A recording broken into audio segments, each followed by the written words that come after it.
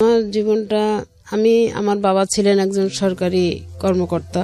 আমার ছোটবেলাটা আমার জন্মস্থান খুলনাতে এবং আমি কিছুটা সময় খুলনাতেই মানুষ হই। এরপরে বাবার চাকরির সূত্রে আমরা যশোরে আসি। আচ্ছা, যশোরে আমার জীবনের বেশিরভাগ সময় কাটে এবং ওখানেই আমার বিয়েটা হয়। আচ্ছা, তখন আমি ক্লাস 8-এ পড়ি। আচ্ছা, ওই সময় আমার বিয়ে হয়। বিয়ের পরেও আমি পড়াশোনাটা করে যাচ্ছিলাম। ক্লাস 8-এ পড়া অবস্থায় বিয়ে দিল কেন আপনাকে? আপনার বাবার অবস্থা কি ভালো ছিল না? হ্যাঁ, বাবার অবস্থা ভালো ছিল, কিন্তু আসলে এখন তো বয়স হয়ে গেছে, তো কি বলবো, মানে তখন আর কি যেই বয়সটা আমার ছিল, তো যে কেউ দেখলে আর কি চোখে লাগতো মানুষের হয়তো। আচ্ছা, আচ্ছা।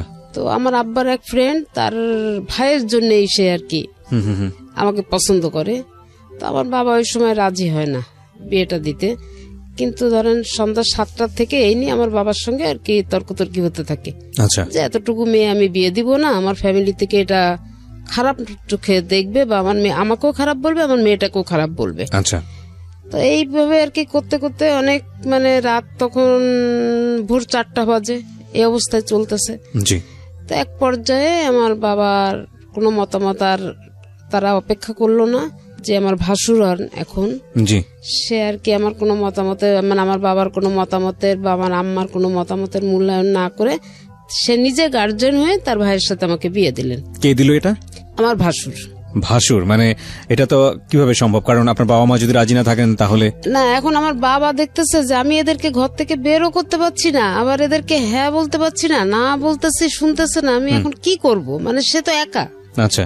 হ্যাঁ, সে তো একা, সে তো কোনো কিছু আর কি এটা মানে ডিসিশনও নিতে পারছে না, সময় চাচ্ছে সময়ও দিচ্ছে না। আচ্ছা।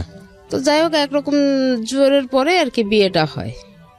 ওকে। কিন্তু আমার এই ভাসুর যখন আমাকে, তখন আমরা আমি তাকে কাকা বলে ডাকতাম। আমাদের ফ্যামিলিতে সবাই তাকে বাবার বন্ধু হিসাবে আমরা তাকে শ্রদ্ধা করি। আর তার যে ভাইয়ের সঙ্গে আমার বিয়ে হয়েছিল, তাকে আমি কোনোদিনই দেখি নাই। আমাদের ফ্যামিলির কেউ তাকে কখনো দেখেনি। আচ্ছা। যাই হোক, বিয়েটা ওইভাবে হয়ে গেল। সে তখন খুলনাতে চাকরি করে। তো বিয়ে হয়ে যাওয়ার পরে সে আর কি খুলনাতে, আবার তখন ছুটি ছিল আপনার রবিবার থাকতো সাপ্তাহিক ছুটি। আচ্ছা।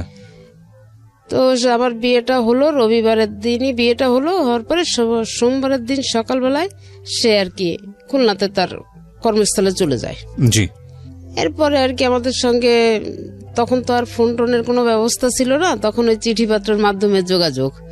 তো এইভাবে আর কি প্রায় 3 মাস পার হয়ে গেল। আমার বাবা আমাকে শ্বশুর বাড়িতে কিন্তু পাঠায়নি। জি। তো একটা সময় আমার শাশুড়ি খুব আফসোস করতে থাকে, আমার শ্বশুর ছিলেন না। শাশুড়ির অনেক আফসোসের পরে আমার বাবা আর কি আমাকে শ্বশুর বাড়িতে পাঠায়। আচ্ছা। শাশুড়িকে দেখার জন্য। ওকে। তা আমি ওখানে যে 3-4 দিন থাকি, থাকার পরে আমি চলে আসি। আসার পরে আমার আব্বা আমার বললেন যে আমার মেয়ের ম্যাট্রিক পাসটা না করা পর্যন্ত আমি কিন্তু দিব না মেয়েকে। আচ্ছা। এখন তোমরা ইচ্ছা করলে রাখতে পারো, না পারলে না রাখতে পারো। তো যাই হোক, আমি ওইভাবে আর কি বাবার বাড়িতে পড়াশুনো থাকি এবং পড়াশুনো করি। একটা পর্যায়ে বিয়ের 1 বছর যখন হয়ে গেল, তখন আমার হাজবেন্ড বললো কি, যাবা, ও তো এখানে পড়াশুনো করে, আমি ওখানে মেসে থাকি, আমার কষ্ট হয়, তো আমি ওখানে একটা বাসা নিয়ে থাকি। আচ্ছা। আর পড়াশোনা আমি ওকে করাবো, আপনার যখন ইচ্ছা, আর ওরও যদি আগ্রহ থাকে তাহলে অবশ্যই আমি ওকে লেখাপড়াটা করাবো। এটা আপনার হাজবেন্ড বললো? এটা আমার হাজবেন্ড বললো। কি নাম ছিল ওনার ভদ্রলোকের? আমার হাজবেন্ডের নাম ছিল রবিউল ইসলাম। আচ্ছা, ওকে। তো সেইভাবে আর কি সে আমি বাসা নিল, বাসা নিয়ে আমাকে নিয়ে আসলো। নিয়ে আসার পর আমি পড়াশোনা করতে থাকি। পরীক্ষার টাইমে আমি গিয়ে পরীক্ষাটা দিতাম খালি। জি। তো এই অবস্থায় চলতে থাকি। তখন আর কি আমি যখন ক্লাস 9 থেকে 10-এ উঠবো, 3-4 মাস আগে, তখন আমি কনসেপ্ট করি। ওকে। তো ওই অবস্থায় আর কি আমি খুব অসুস্থ থাকি। তো এই ট্রিটমেন্ট, আমার তখন ট্রিটমেন্টও চলে, পড়াশোনারও একটু সমস্যা হয়। লাস্টে প্রায় 5-6 মাস পর্যন্ত আমি প্রচন্ড কষ্ট, মানে বলতে কি আমি 6টা মাস শুধু সেলাইনের উপরে ছিলাম। জি। খুবই কষ্ট করছে আর কি। তো যাই হোক, ওইভাবেই ক্লাস 10-এ উঠলাম। ফাইনাল পরীক্ষা দিয়ে ক্লাস 10-এ উঠলাম। ওঠার পরে টেস্ট সব পরীক্ষা দিলাম। এরপরে আমার বাচ্চা যখন হলো, তারপরে আমি পরীক্ষাটা দিলাম। তখন বাচ্চার বয়স আমার 2-2.5 মাস হবে, ছোট বাচ্চা। তো আমাদের সময় আবার 2 শিফটে পরীক্ষা হতো, বাংলা ইংলিশটা 2 শিফটে পরীক্ষা হতো। ছেলে হলো না মেয়ে হলো? ছেলে। ওকে। 2 শিফটে পরীক্ষা। তো আমি যখন ফার্স্ট আওয়ারে পরীক্ষা দিতাম, সেকেন্ড আওয়ারে 1 ঘন্টা টিফিন আওয়ার থাকতো। ওই সময় বাচ্চাটাকে নিয়ে আমার দেবর আর আমার বোন আমার কাছে নিয়ে যেত বাচ্চাটাকে। ও তখন বুকের দুধ খেত, আমি ওকে মানে বিষয়টা হচ্ছে সকালবেলা পরীক্ষা আর বিকেলবেলা পরীক্ষা, এর মাঝখানের সময়টা থেকে আপনি ব্রেস্ট ফিড করাতেন বাবুটাকে? হ্যাঁ, ব্রেস্ট ফিড করাতাম। করানোর পরে তারপর ওকে খাইয়ে দিয়ে তারপরে আমি নিজে একটু টিফিন খেয়ে আবার সেকেন্ড হাফের পরীক্ষা দিতে বসি, এসএসসি ফাইনাল পরীক্ষা। জি। তো যাই হোক, এইভাবে পড়াশোনার পরে আমি যখন ওই পরীক্ষা আমার যেদিনকে শুরু হলো সেদিনকেই আমার হাজবেন্ড খুলনাতে বাড়িতে জায়গা কেনা ছিল, বাড়িতে কাজে হাত দিল। খুলনার কোথায় এটা? সোনাডাঙ্গা মেইন রোড, নিউ মার্কেটের কাছে। ওকে। তো বাড়িতে কাজে হাত দিল। আমি পরীক্ষা দিয়ে আমার ফাইনাল ম্যাট্রিক পরীক্ষা শেষ হওয়ার পরে আমি একবারে যে বাড়িতে উঠলাম। আচ্ছা। এবং বাচ্চাটা আমার ছোটবেলার থেকে ওখানেই মানুষ। ওকে। ওখানে পড়াশোনা। বাড়িতে মানে কি নিজ বাড়িতে? নিজের বাড়িতে। আচ্ছা। তো কত সালে আপনাদের এই বাড়িটা হলো আনুমানিক? আমার বাড়িটা হলো তখন হচ্ছে আপনার ইনকমপ্লিট অবস্থায় আমি উঠছি, কিন্তু এটা কমপ্লিট করতে 87 সাল লাগছে। ঠিক আছে, বলেন। তারপরে যাই হোক, আমি ওইভাবে পড়াশোনা করতেছি। আমি কোনো পড়াশোনা যখন করে আমি বাড়িতে উঠলাম, ছেলেটাকে নিয়ে আমারও অনেক কষ্ট হয়ে যাচ্ছে। তো আমার হাজবেন্ড কাজের লোক রেখে দিল। সবকিছু আমার সাংসারিক দিক থেকে আমি কোনো কষ্ট আমাকে করতে দেয়নি। তো ছেলেটা যখন একটু 3.5 বছর বয়স হলো, তখন আমি ওকে, আমার পাশে একটা স্কুল আছে, মিশনারি স্কুল, আমি ওখানে ওকে ভর্তি করলাম। আচ্ছা। তো ওখানে ভর্তি করে ওকে দিয়ে আসতাম, নিয়ে আসতাম। তো এইভাবে একটা পর্যায়ে ও যখন ক্লাস 2-তে উঠলো, তখন ওখানে ক্লাস 2 ফাইনাল পরীক্ষা হয়ে গেল। ক্লাস 3-তে আমি ওকে খুলনা জেলা স্কুলে ভর্তি করি। টেস্ট দেওয়া হলো, টেস্টে এলাও হলো, তারপরে আমি ওকে ওখানে ভর্তি করি। আমাদের জীবনটা খুব ভালোই কাটতেছিল আমার হাজবেন্ডকে নিয়ে। আমার তো অনেক সুখের একটা জীবন ছিল, যেটা আমি আসলে ভাষায় বলতে পারবো না। মানে আমার গায়ে একটু কোন রকম একটু ব্যথা লাগলে মনে হতো যে তার জন্য কলিজাটা ছিঁড়ে গেল। খুব ভালোবাসতো আপনাকে? প্রচন্ড ভালোবাসতো। ছেলে নিয়ে কষ্ট করতাম দেখে সে আমাকে 2টা কাজের লোক রেখে দিচ্ছে, একটা রান্না করার জন্য, একটা ঘরের কাজকর্ম করার জন্য। আর আমার একটা সিকিউরিটি গার্ড ছিল, তার ডিউটি ছিল আমার বাচ্চাটাকে বিকালে একটু ঘুরতে নিয়ে যাবে। নিউ মার্কেটের সাইডে, তো নিউ মার্কেটের আশেপাশে ঘুরতে নিয়ে যাবে। তো এইভাবে আর কি বাচ্চাটাকে মানুষ করলাম, বড় করলাম। আমার লাইফের সবকিছুই এখন ও হয়ে গেল, আমার তো আর কিছু নাই। আর একটা জিনিস ছিল কি, আমার হাজবেন্ডের একটা জিনিস, আমি ঘরে বসে থাকাটা সেও খুব পছন্দ করতো না। আচ্ছা। আমি একটু বাইরে, সে কোথাও গেলেই বলে কি, চলো না আমার সাথে ঘুরে এসো, চলো, ঘরে বসে বসে কি করবা, ঘরে বসে থাকলে চিন্তা করবা, এটা করবা, এটা করবা। আর ছেলে নিচে খেলা করতেছে, আচ্ছা করুক না, সিকিউরিটি আছে তো দেখতেছে। জি। তো এইভাবে আর কি আমাদের লাইফটা খুব ভালো, খুব সুন্দরভাবে আমাদের একটা জীবন কাটতেছিল। তা এর ভিতরে আমার হাজবেন্ডের কিছু এদিক ওদিক ট্রান্সফার হলো, যেমন বরিশালে হলো, যশোরে হলো।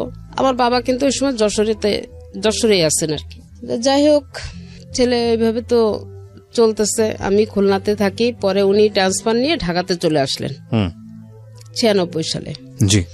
তো ঢাকাতে উনি যখন চলে আসলেন, তখন আমি খুলনাতে থাকি। ছেলে তখন আমার এসএসসি পরীক্ষা দিল। আচ্ছা।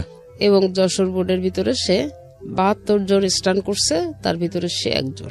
72 জন স্ট্যান্ড করার কোনো সুযোগ নাই, কারণ আমি যদি 20 জন স্ট্যান্ড করে না, ওখানে গোল্ডেন সিস্টেম আসছে। তো গোল্ডেন সিস্টেম। কত সালের পরীক্ষার কথা বলছেন আপনি? আমি এটা বলছি আপনার 1 সালের কথা। 2001 সালে। জি। ঠিক আছে। যাই হোক, আপনার ছেলে খুব ভালো রেজাল্ট করেছে। হ্যাঁ, খুব ভালো রেজাল্ট করছে।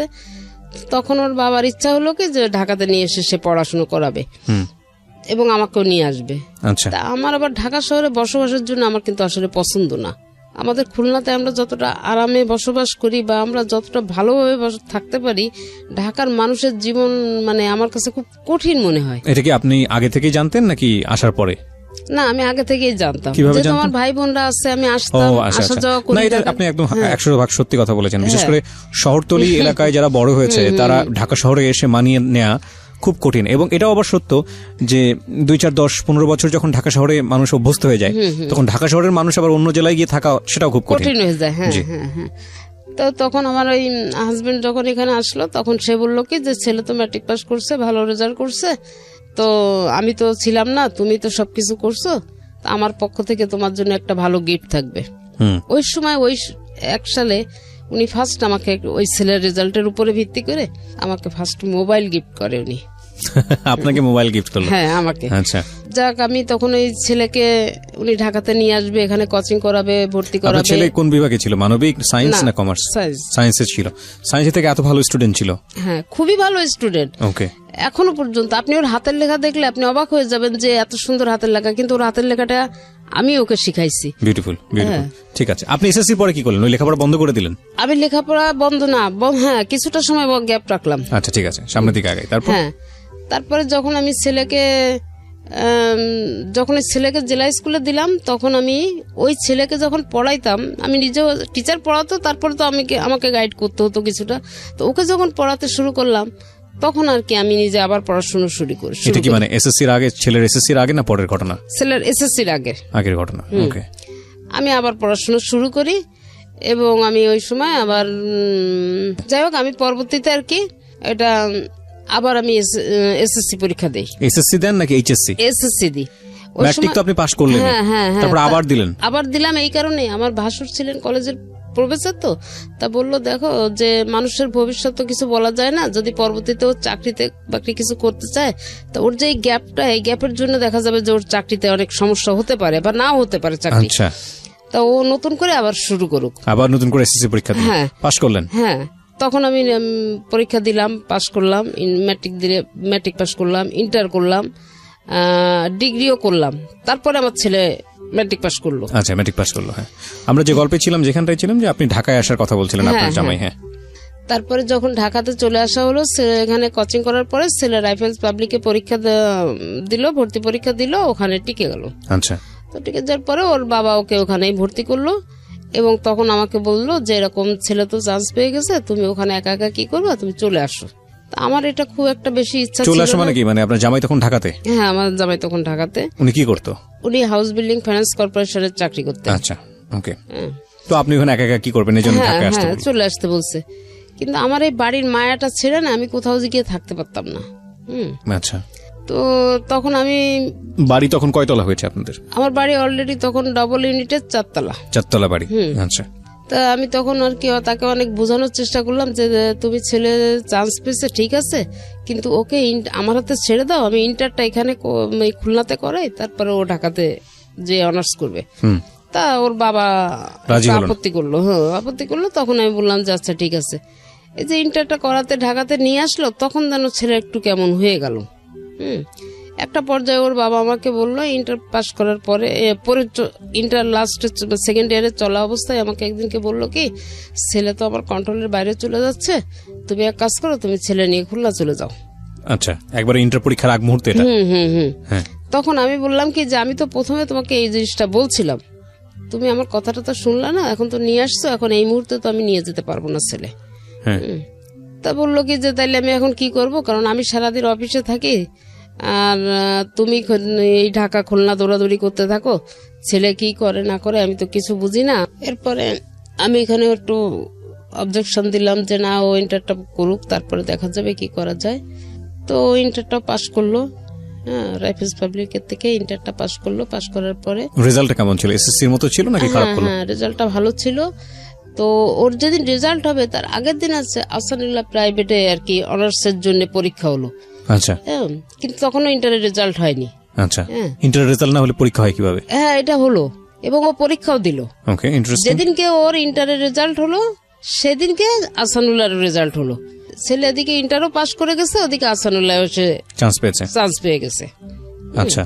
তো এটা যখন হলো তখন আর কি সেইভাবে ওকে ভর্তি করার জন্য সব ব্যবস্থা করা হলো এবং ভর্তি করে। আহসানুল্লাহতে কেন ভর্তি করার চেষ্টা করছিলেন আপনারা? এটা আমার ভাই হচ্ছে, সাধারণত তো পাবলিকে সবাই ট্রাই করে প্রথমে, পাবলিক বিশ্ববিদ্যালয়গুলোতে। হ্যাঁ, কিন্তু ওর বাবার ইচ্ছা ছিল যে, ওরা বাবার একটা ধারণা ছিল কি যে মনে হয় প্রাইভেটে পড়াশোনা ভালো হয়। ওকে, এইটা আর কি। ওকে। তা যাই হোক, সেটাই আর কি করছে। করার পরে ওখানে ওর বাবা আরো বেশিরভাগটা সময় এখানে থাকতো আর আমি খুলনাতে। এর মধ্যে আবার আমার একটা চাকরি হয়ে যায়। একটা চাকরি হয়, আমার পোস্টিংটা, আমি তো খুলনার থেকে অ্যাপ্লাই করি চাকরির জন্য, তো ওখানে আমার পোস্টিংটাও খুলনাতে হয়ে যায়। আমি তখন খুলনাতে। কিসের চাকরি ছিল এটা? এটা ছিল ওই যে Bangladesh legal aid and services trust, ব্লাস্টে। তো আমার চাকরিটা ওখানে হয়, আমি কি হিসেবে জয়েন করলেন ওখানে? আমি ওখানে কোঅর্ডিনেটর। ওকে।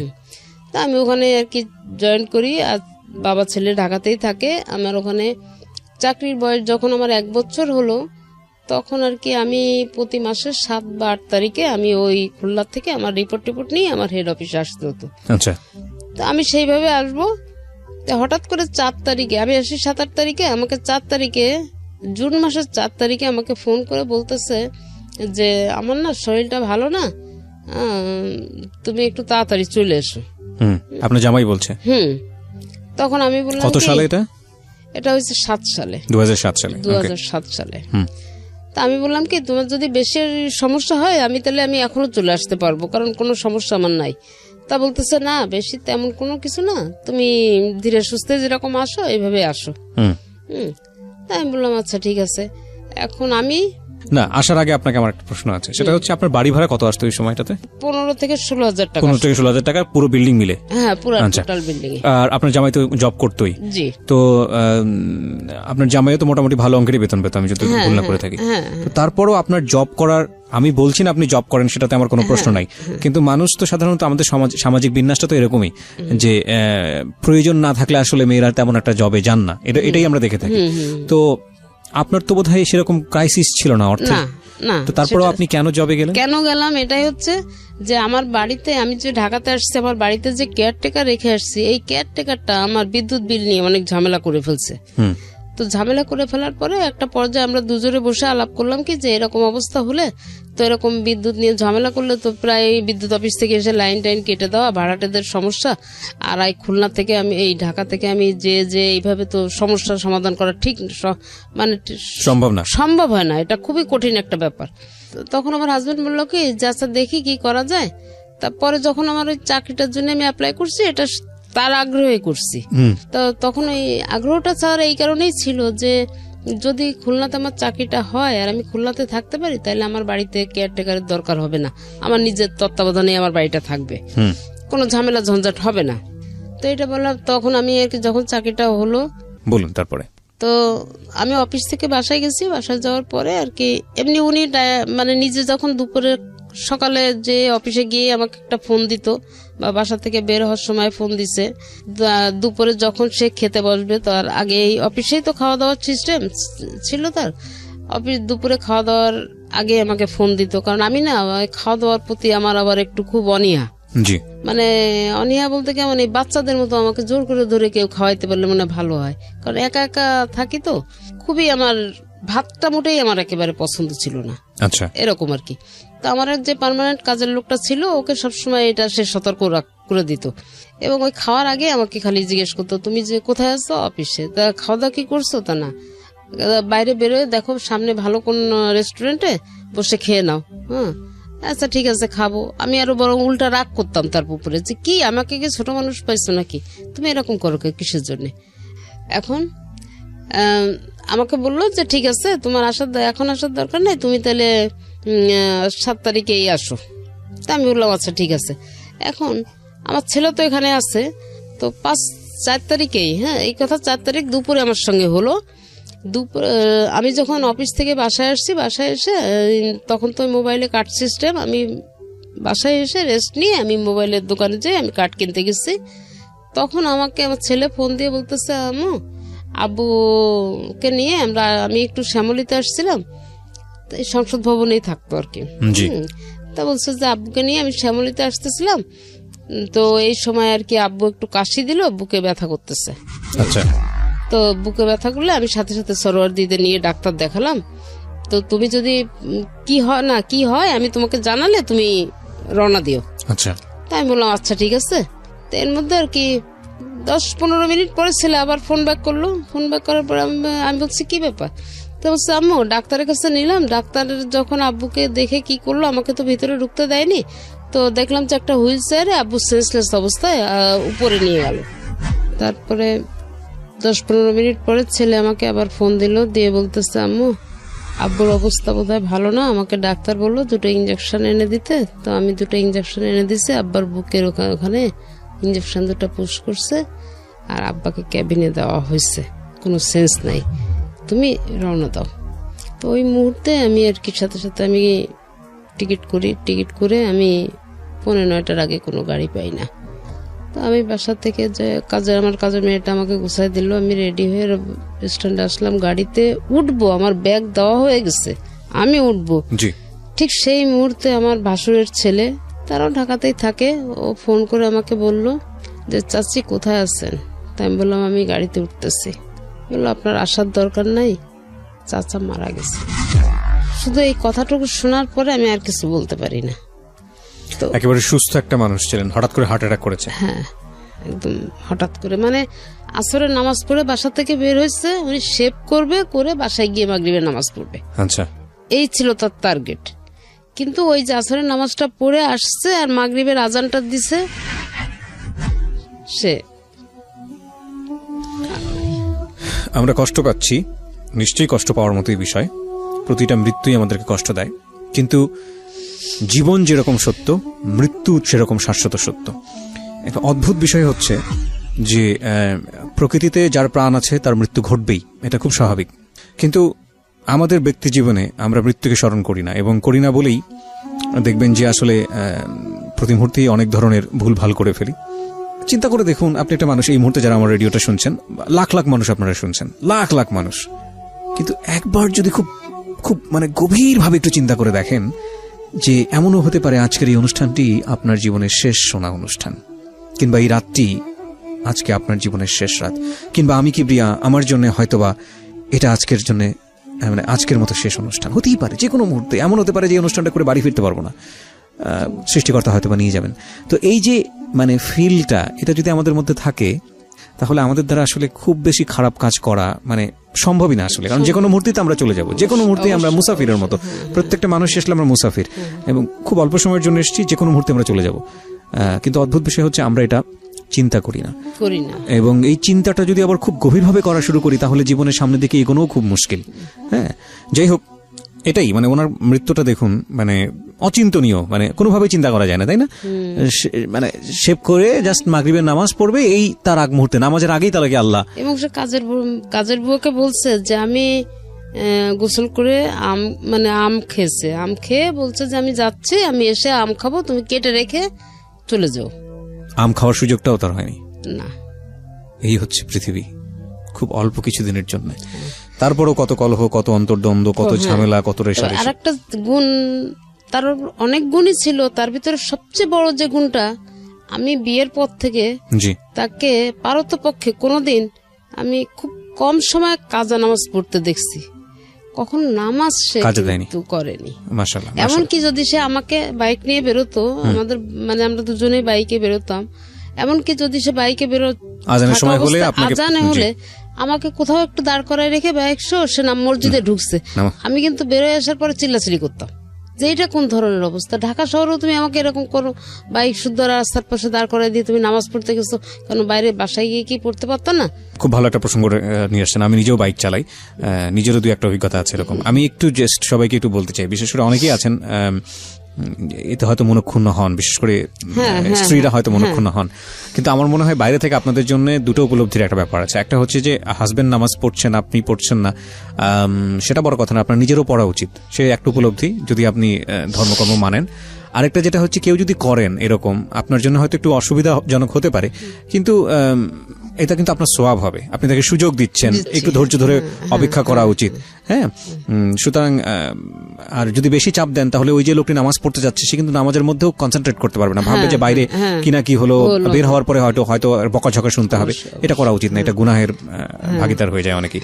তবে আরেকটা জিনিস তার ছিল, সে কোরআন শরীফ পড়তে পারতো না, আর আমি এটা পারি। জি। তো সে ওই যে আমপারা বলে, যেটা কোরআন শরীফ পড়ার আগে প্রথম যে আমাদের শেখার জন্য ওই বইটা সে কিনে আমার কাছে অনেক সময় বসতো পড়তে। যখন একটু যুক্ত অক্ষর আসতো বা একটু কঠিন শব্দ আসতো, বলতো এটা বাদ দিয়েই পড়ি। তো আমি বলতাম কি, তাহলে তো তোমার এই ওয়ার্ড মানে এটা তো ভুল হয়ে যাবে, অর্থটা তো ভুল হয়ে যাবে, ওইটা করলে তো হবে না, তোমাকে এটা পড়তে হবে। তো সে চেষ্টা করতো আর কি আমার কাছে বসে এটা পড়ার কোরআন জন্য। শরীফটা আসলে যারা পড়েন তারা তো বিশেষ সওয়াবের অধিকারী হন। আর আরেকটা বিষয় যেটা হচ্ছে বুঝে পড়া উচিত, যেই হ্যাঁ, পড়ছেন অবশ্যই অবশ্যই এটা অবশ্যই বুঝে পড়া। হ্যাঁ। আমাদের কিন্তু একটা রেওয়াজ আছে, আমরা দেখবো যে সকালবেলা উঠে সবাই কোরআন শরীফ তেলাওয়াত করছেন, হ্যাঁ। তেলাওয়াতে তো একটা সওয়াব আছেন, কিন্তু যদি বুঝে পড়া যায় এবং সেটা যদি ব্যক্তি জীবনে আরো আমল করে বেশি- সেটা অনেক বেশি আরো উপকারী। বেশি ভালো। হ্যাঁ, জি। তো আপনি যে প্রসঙ্গে ছিলেন যে আপনি যেটা বলছিলেন যে উনি মারা গেলেন হঠাৎ করে এবং আপনি তখন বাসে ওঠার আগ মুহূর্তে এই ঘটনাটা, এবং তারপর আপনি জানেন না যে আপনার কি হয়েছে। না, সেন্সটা যখন ফিরলো তখন কি অবস্থায় দেখছেন নাকি? সেন্সটা যখন ফিরলো এর মধ্যে সম্ভবত আমার যে ভাড়াটিয়ার আছে এদের সঙ্গে তো আমি খুবই ক্লোজ। জি তো সম্ভবত আমার ছেলে বোধহয় ফোন করে তাদেরকে কিছু জানাই দিছিল।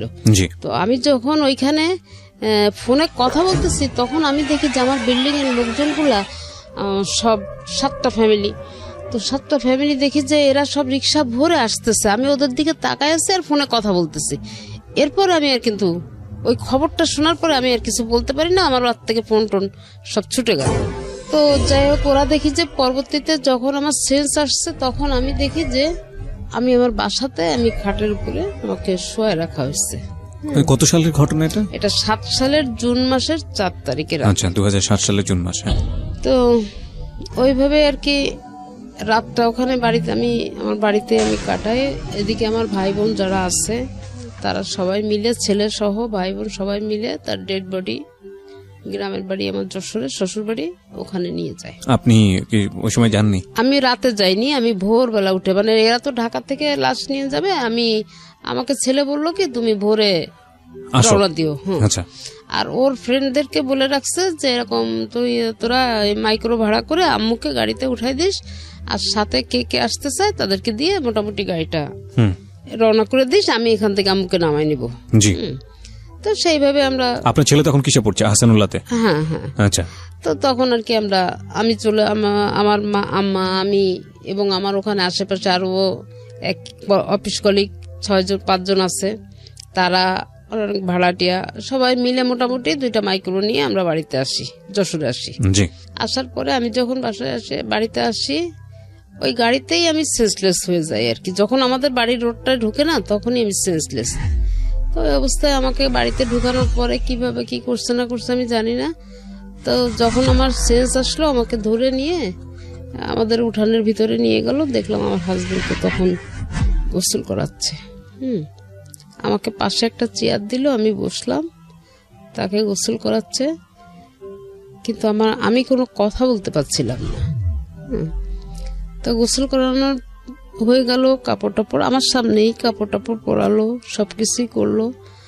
এরপরে তাকে যখন তার লাশটা নিয়ে ওখান থেকে সরাই নিল, নিয়ে মসজিদের কাছে রাখলো, আমাদের পারিবারিক মসজিদ, পারিবারিক গোরস্থান।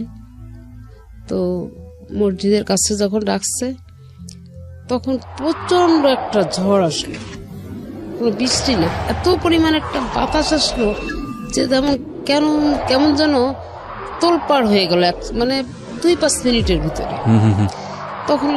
তখন এই খাটিয়াটাকে মসজিদের ভিতরে নিয়ে রাখছে।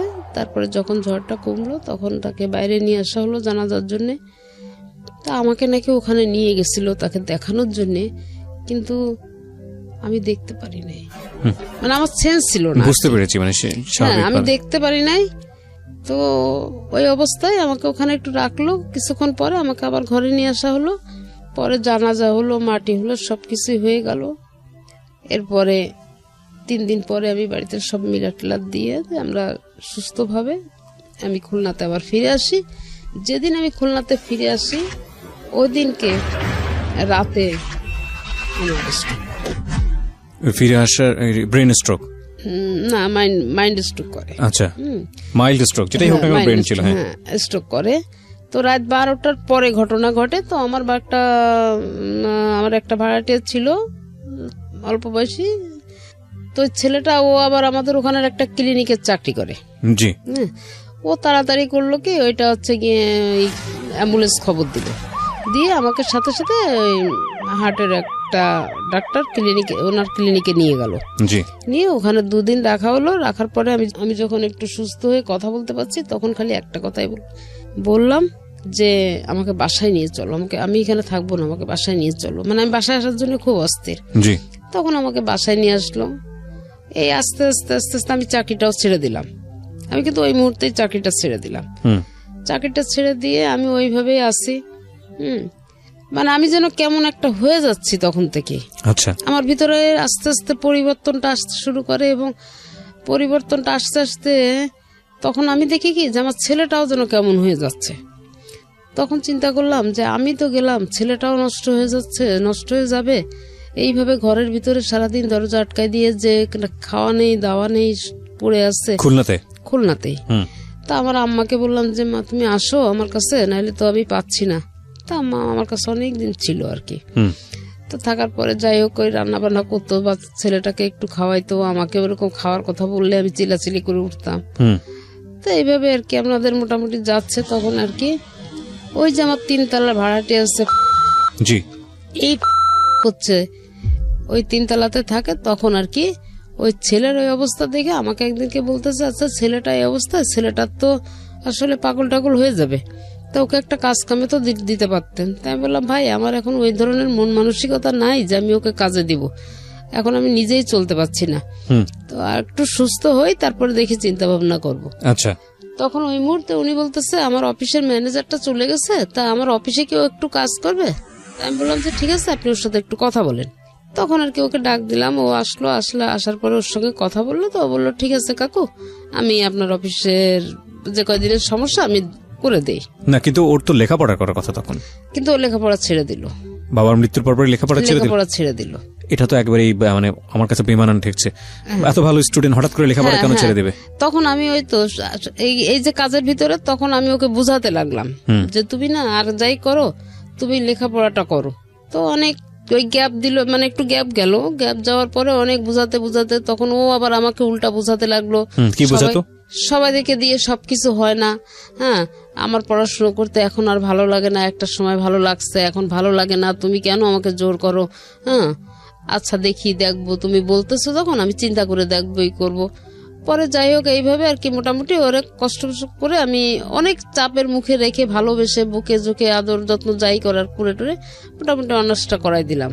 ওকে, অনার্সটা করলাম, করার পরে এখন ওই অফিসে যে কাজে গেল না, ওখান থেকে আর কি কাজ কাম করতো, কি টাকা পয়সা পাইতো না পাইতো এটা কখনো আমার কাছে বলতো না, দিত না। আর আমি এটা জিজ্ঞাসা করলে বলতো কি যে জাস্ট ম্যানেজার নাই, আমি একটু কাজ করে দিচ্ছি, সে কিছু দিলে দিল না দিলে না দিল, আম্মু এটা নিয়ে তোমার কোনো টেনশন করার দরকার নেই। তাই বললাম আচ্ছা ঠিক আছে। তো কাজ করতে করতে একটা পর্যায়ে সে ছেলেকে কি দিয়ে কি পরামর্শ করলো আমি জানি না, তখন হচ্ছে যে আপনার 9 সালের লাস্টের দিকে। ওকে, তখন আর কি ছেলেকে কি দিয়ে কি পরামর্শ দিল, তখন ছেলে আমাকে বলতে লাগলো যে আমি বাড়িটা ভাগ করে নিব। তাই আমি বললাম কি বাবা আমার তো আর কেউ নাই, তুই ছাড়া তো আমার আর কেউ নাই, এখন যদি আমি মারা যাই তা বাড়িটা তো তোরই, এটা আবার ভাগ করার কি হয়েছে? তা বললো যে না আমার অংশ আমি ভাগ করে নিব। তাই আমি বললাম যে বোঝানোর পরে অনেক কিছুই বুঝালাম, কিন্তু কোনো কথাই সে শুনতে চায় না। তো লাস্টে যখন আমাকে কোনো রকম কিছু করতে পারলো না, তখন আমার ওয়ার্ড কমিশনারের কাছে গেল। আচ্ছা, ওয়ার্ড কমিশনারকে গিয়ে বললো, তখন ওয়ার্ড কমিশনার আমাকে ডাকলো, ডেকে আমাকে বলতেছে আপা ছেলে তো এরকম উল্টাপাল্টা কথাবার্তা বলতেছে, এটা আমি কি করব? তাই আমি বললাম কি আচ্ছা ভাই এসব ঝামেলা না করে দেখেন যদি মিউচুয়াল করতে পারেন ভালো, না পারলে আপনি ও যেটা বলতেছো সেটা করে দেন, আমার তো মন মানসিকতা এখন ভালো না, আমি এটার বিষয়ে আর কোনো কথা বলতে চাই না। তখন ওই আমার ছেলে এরা সবাই একসাথে হয়ে কমিশনারের কাছে গেল। আর এই হলো গিয়ে কমিশনারের খালাতো ভাই, কিন্তু এদের সঙ্গে রিলেশন খুবই খারাপ, রক্তের সম্পর্ক, কিন্তু এদের সঙ্গে রিলেশনটা ভালো না। তো এরা আবার ঠিক করলো কি যে দোতলাতে আমরা তো থাকি, ছেলে থাকে এক ফ্ল্যাটে, আমি থাকি আর এক ফ্ল্যাটে, মানে পুরাটাই আমাদের, দোতলা পুরাটাই আমাদের, কিন্তু ওইটাকে এখন ওই দোতলাটা বাদ দিলে নিচতলার 2টা ফ্ল্যাট হচ্ছে আমাকে দিল, আর 3 তলার 2টা ফ্ল্যাট, 4 তলার 2টা ফ্ল্যাট দিল হচ্ছে ছেলেকে, ছেলের চলাফেরা খাওয়া দাওয়ার জন্য, আর আমাকে দিল আমার খাওয়া দাওয়ার জন্য, আমাকে 2টা ফ্ল্যাট দেওয়া হলো। তো আমি সেইভাবে আছি, কোনো কিছু না, কোনো ঝামেলা ঝঞ্ঝাট আর করতেছি না, চুপচাপ আছি। তো একটা পর্যায়ে আর কি ছেলে একটা দিতে হয়, তাহলে আপনি আন্টিকে একটু ডেকে নিয়ে আসেন, উনি বললে আমরা আপনাকে দিব। তো এইভাবে আর কি আমি ওখানে গেলাম, যাওয়ার পরে শোনার পরে আমি বললাম কি আচ্ছা ঠিক আছে তোমরা চুপ করো, দেখি আমি ওর সঙ্গে কথা বলে দেখি কি হয়েছে। তো আমি একটা পর্যায়ে ও যখন ঘরে আসে সেই সময় আমি যে বলতেছি কি আচ্ছা ভাই কি হয়েছে, কি উল্টা পাল্টা করতেছে কেন, আপনারা তো কমিশনারের মাধ্যম দিয়ে সবকিছু সেটেল করে নিয়ে আসছে, তো এখন এটা নিয়ে আবার কেন ঝামেলা করতেছে। তা বলতেছে কি যে এখন সেটা কি করে বলবো, এখন সে পুরা তার বাড়ির তো বেশি অংশ তার হিসাবে তো আপনি একটা ফ্ল্যাট পান, 7টা ফ্ল্যাট তো তার, তা আপনি এখন যদি সেটা জোর করে রাখতে চান ধরতে চান তাহলে তো আপনার এটা ঝামেলা হবেই। তাই আমি বললাম এটা তো বিষয় না, বিষয়টা হচ্ছে আপনারা কমিশনারকে দিয়ে করাইছেন বিচারটা, আমি কিন্তু করি নাই, তো এখন আপনারা কেন সেটা নিয়ে ঝামেলা করছেন। তো এক পর্যায়ে ওনার কাছ থেকে শোনার পরে ওনার কথাবার্তার ভাবভঙ্গি আমার কাছে ভালো লাগেনি, না লাগাতে আমি এসে ছেলের ঘরে ঢুকে আমি ছেলেকে বললাম যে আচ্ছা তোর কি সমস্যা বলতো আমাকে, তোর যদি কোনো সমস্যা থাকে সেটা তুই আমার সাথে বল, কিন্তু কেন তুই ভাড়াটেদের কাছে গিয়ে সমস্ত বলে নিজেকে ছোট করতেছিস। তো বলার সাথে সাথে ও আমাকে আমাকে একদম ডাইরেক্ট একদম এইভাবে ওরকম খাটে বসা, আমি এরকম দাঁড়ানোর সামনে, এই কথাটা বলার সাথে সাথে আমাকে বলতেছে কি তুই আমার ঘরে ঢুকছিস কি জন্যে, তুই আমার ঘর থেকে বের হ। তাই আমি বললাম কি হ্যাঁ আমি তোর ঘরে থাকতে আসিনি, আমি তোর ঘর থেকে বের হব, কিন্তু আমার প্রশ্নটার উত্তর দিয়ে দে, আমি চলে যাচ্ছি। তা বলতেছে আমি যদি তোর প্রশ্নের উত্তর না দেই তুই আমার কি করবি। তাই আমি বললাম এইটা কোন ধরনের কথা, তোকে লেখাপড়া শিখাইছি, তোকে শিক্ষিত করছি, তোর মুখ থেকে এরকম ভাষা তো আমি কখনো আশা করি নাই। তুই জন্মের পর থেকে তোর সোনার চামচ মুখে নিয়ে তুই জন্ম নিচ্ছিস এক কথা বলতে গেলে, আজকে তুই কি ধরনের ভাষা ব্যবহার করতেছিস হ্যাঁ আমার সাথে। তো এই কথা বলার সাথে বলতেছে কি তোর কাছে কি আমাকে কৈফিয়ত দিতে হবে নাকি, বলে আমাকে গলাটা ধরে একটা ধাক্কা দিয়ে একটা ঘরের ভিতরে ওই ফার্নিচারের ফাঁকা একটা চিপার মতন ওইটার ভিতরে ফেলে দিছে।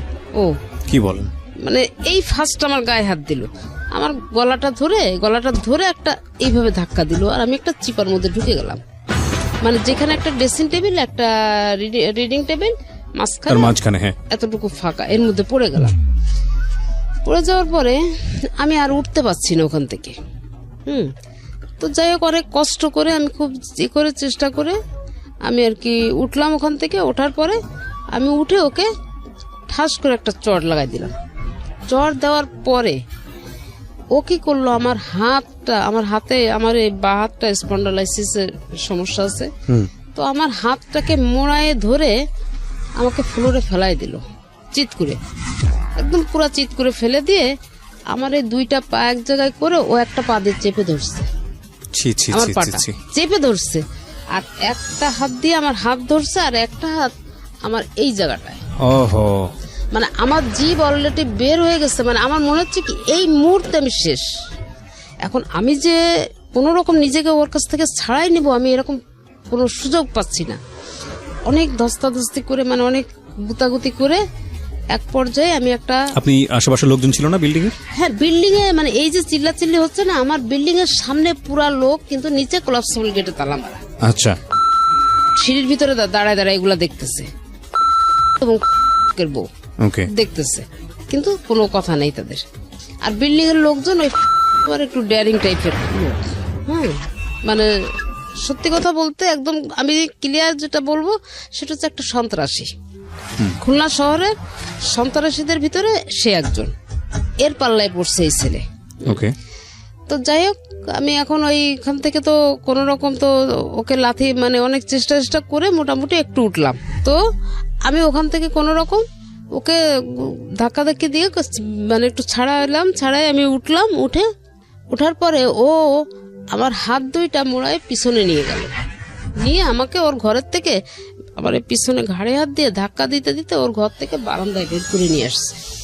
নিয়ে এসে আমার এখানে একটা ঘুষি মারছে, চোখের মাঝখানে। হ্যাঁ এই ঠিক এই জায়গাটা একটা ঘুষি দেওয়ার সাথে সাথে আমার যে নাক দিয়ে রক্ত পড়তেছে না, মুখ দিয়ে পড়তেছে না, চোখ দিয়ে পড়তেছে, আমি কিছু বলতে পারবো না। লোকজন রাস্তায় সব জমা হয়ে আছে, সবাই দেখতেছে। মানে সে দৃশ্য, মানে আমি সেই মুহূর্তে আমার খুব মানে অবস্থা খুবই খারাপ ছিল, কিন্তু আজকে না এসব কথা বলতে আমার চোখে কখনো পানি আসে না। এক্স্যাক্টলি, আমি সেটাই চিন্তা করছিলাম যে আপনার পানি আসে না, আমার চোখে পানি আসছে না। আমি মাফ করবেন, আমি একটু ইন্টারাপ্ট করছি আপনাকে। পৃথিবীর সবচাইতে দুর্ভাগা সন্তানের কথা আমি এই মুহূর্তে শুনছি। আমার শুধু এতটুকুই বলার আছে। আমি ডেফিনেটলি শিওর যে হয়তো আপনি অনুষ্ঠানটা শুনছেন। আপনি ধরেন আপনার মা যেটা বলে গেল সে অপরাধগুলো করেননি, কিন্তু ধরেন আপনি আপনার জায়গা থেকে অনেক কিছু বলার আছে, আপনার মা অনেক অপরাধ করেছে আপনার সাথে। আপনি যদি ধর্ম মানেন, ধর্ম তো একটা আছে, যদি সামাজিকতা মানেন, যদি এথিক্স মানেন, যদি কিছুই না মানেন, শুধু মানবিকতা মানেন, হ্যাঁ, তাহলেও আমি বলবো যে সবচেয়ে অভাগা হচ্ছেন আপনি, যার পেটে বড় হয়েছেন, দুনিয়ার মুখ দেখেছেন, যার জন্য, যা রক্ত মাংস খেয়ে বড় হয়েছেন, যে আপনাকে কষ্ট করে বড় করেছে, সে যদি সারা জীবনও আপনাকে পেটাতো, এটা আপনার জন্য আশীর্বাদ।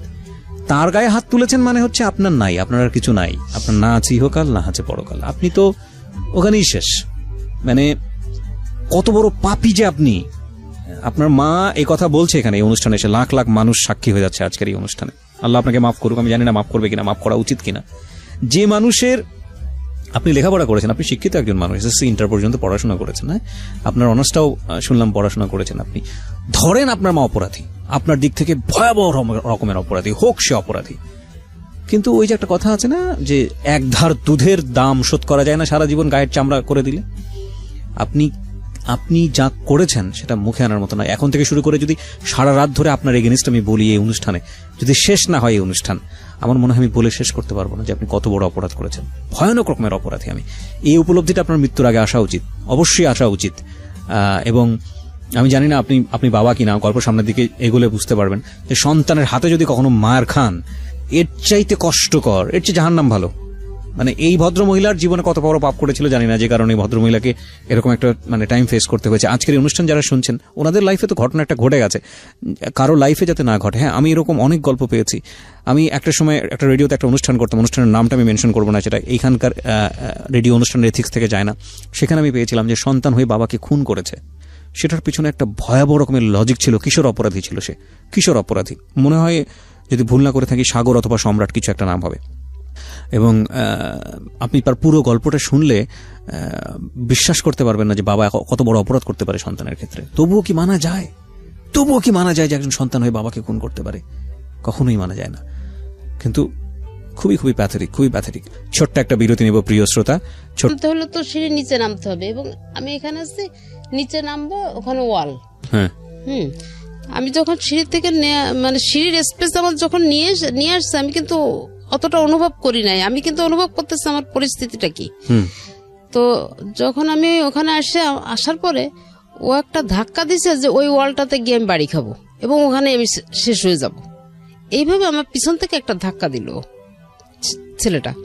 ধাক্কা দেওয়ার পরে আমার নিচের ওই ভাড়াটেগুলো যখন বারান্দার ভিতরে চিল্লাচিল্লি হচ্ছে, বাইরের থেকে কেউ ঢুকতে পারছে না বা কেউ হেল্প করছে না আমাকে, তখন ওই নিচের ওই ছেলে দুইটা যে অবস্থায় ছিল, রাত তখন 11টার বেশি বাজে, ওরা দুইটা ছেলে দৌড়াইয়ে উঠে আসছে। উঠে এসে দেখে কি অলরেডি আমি সিঁড়ির 5-6টা সিঁড়ির স্পেস নেমে গেছি।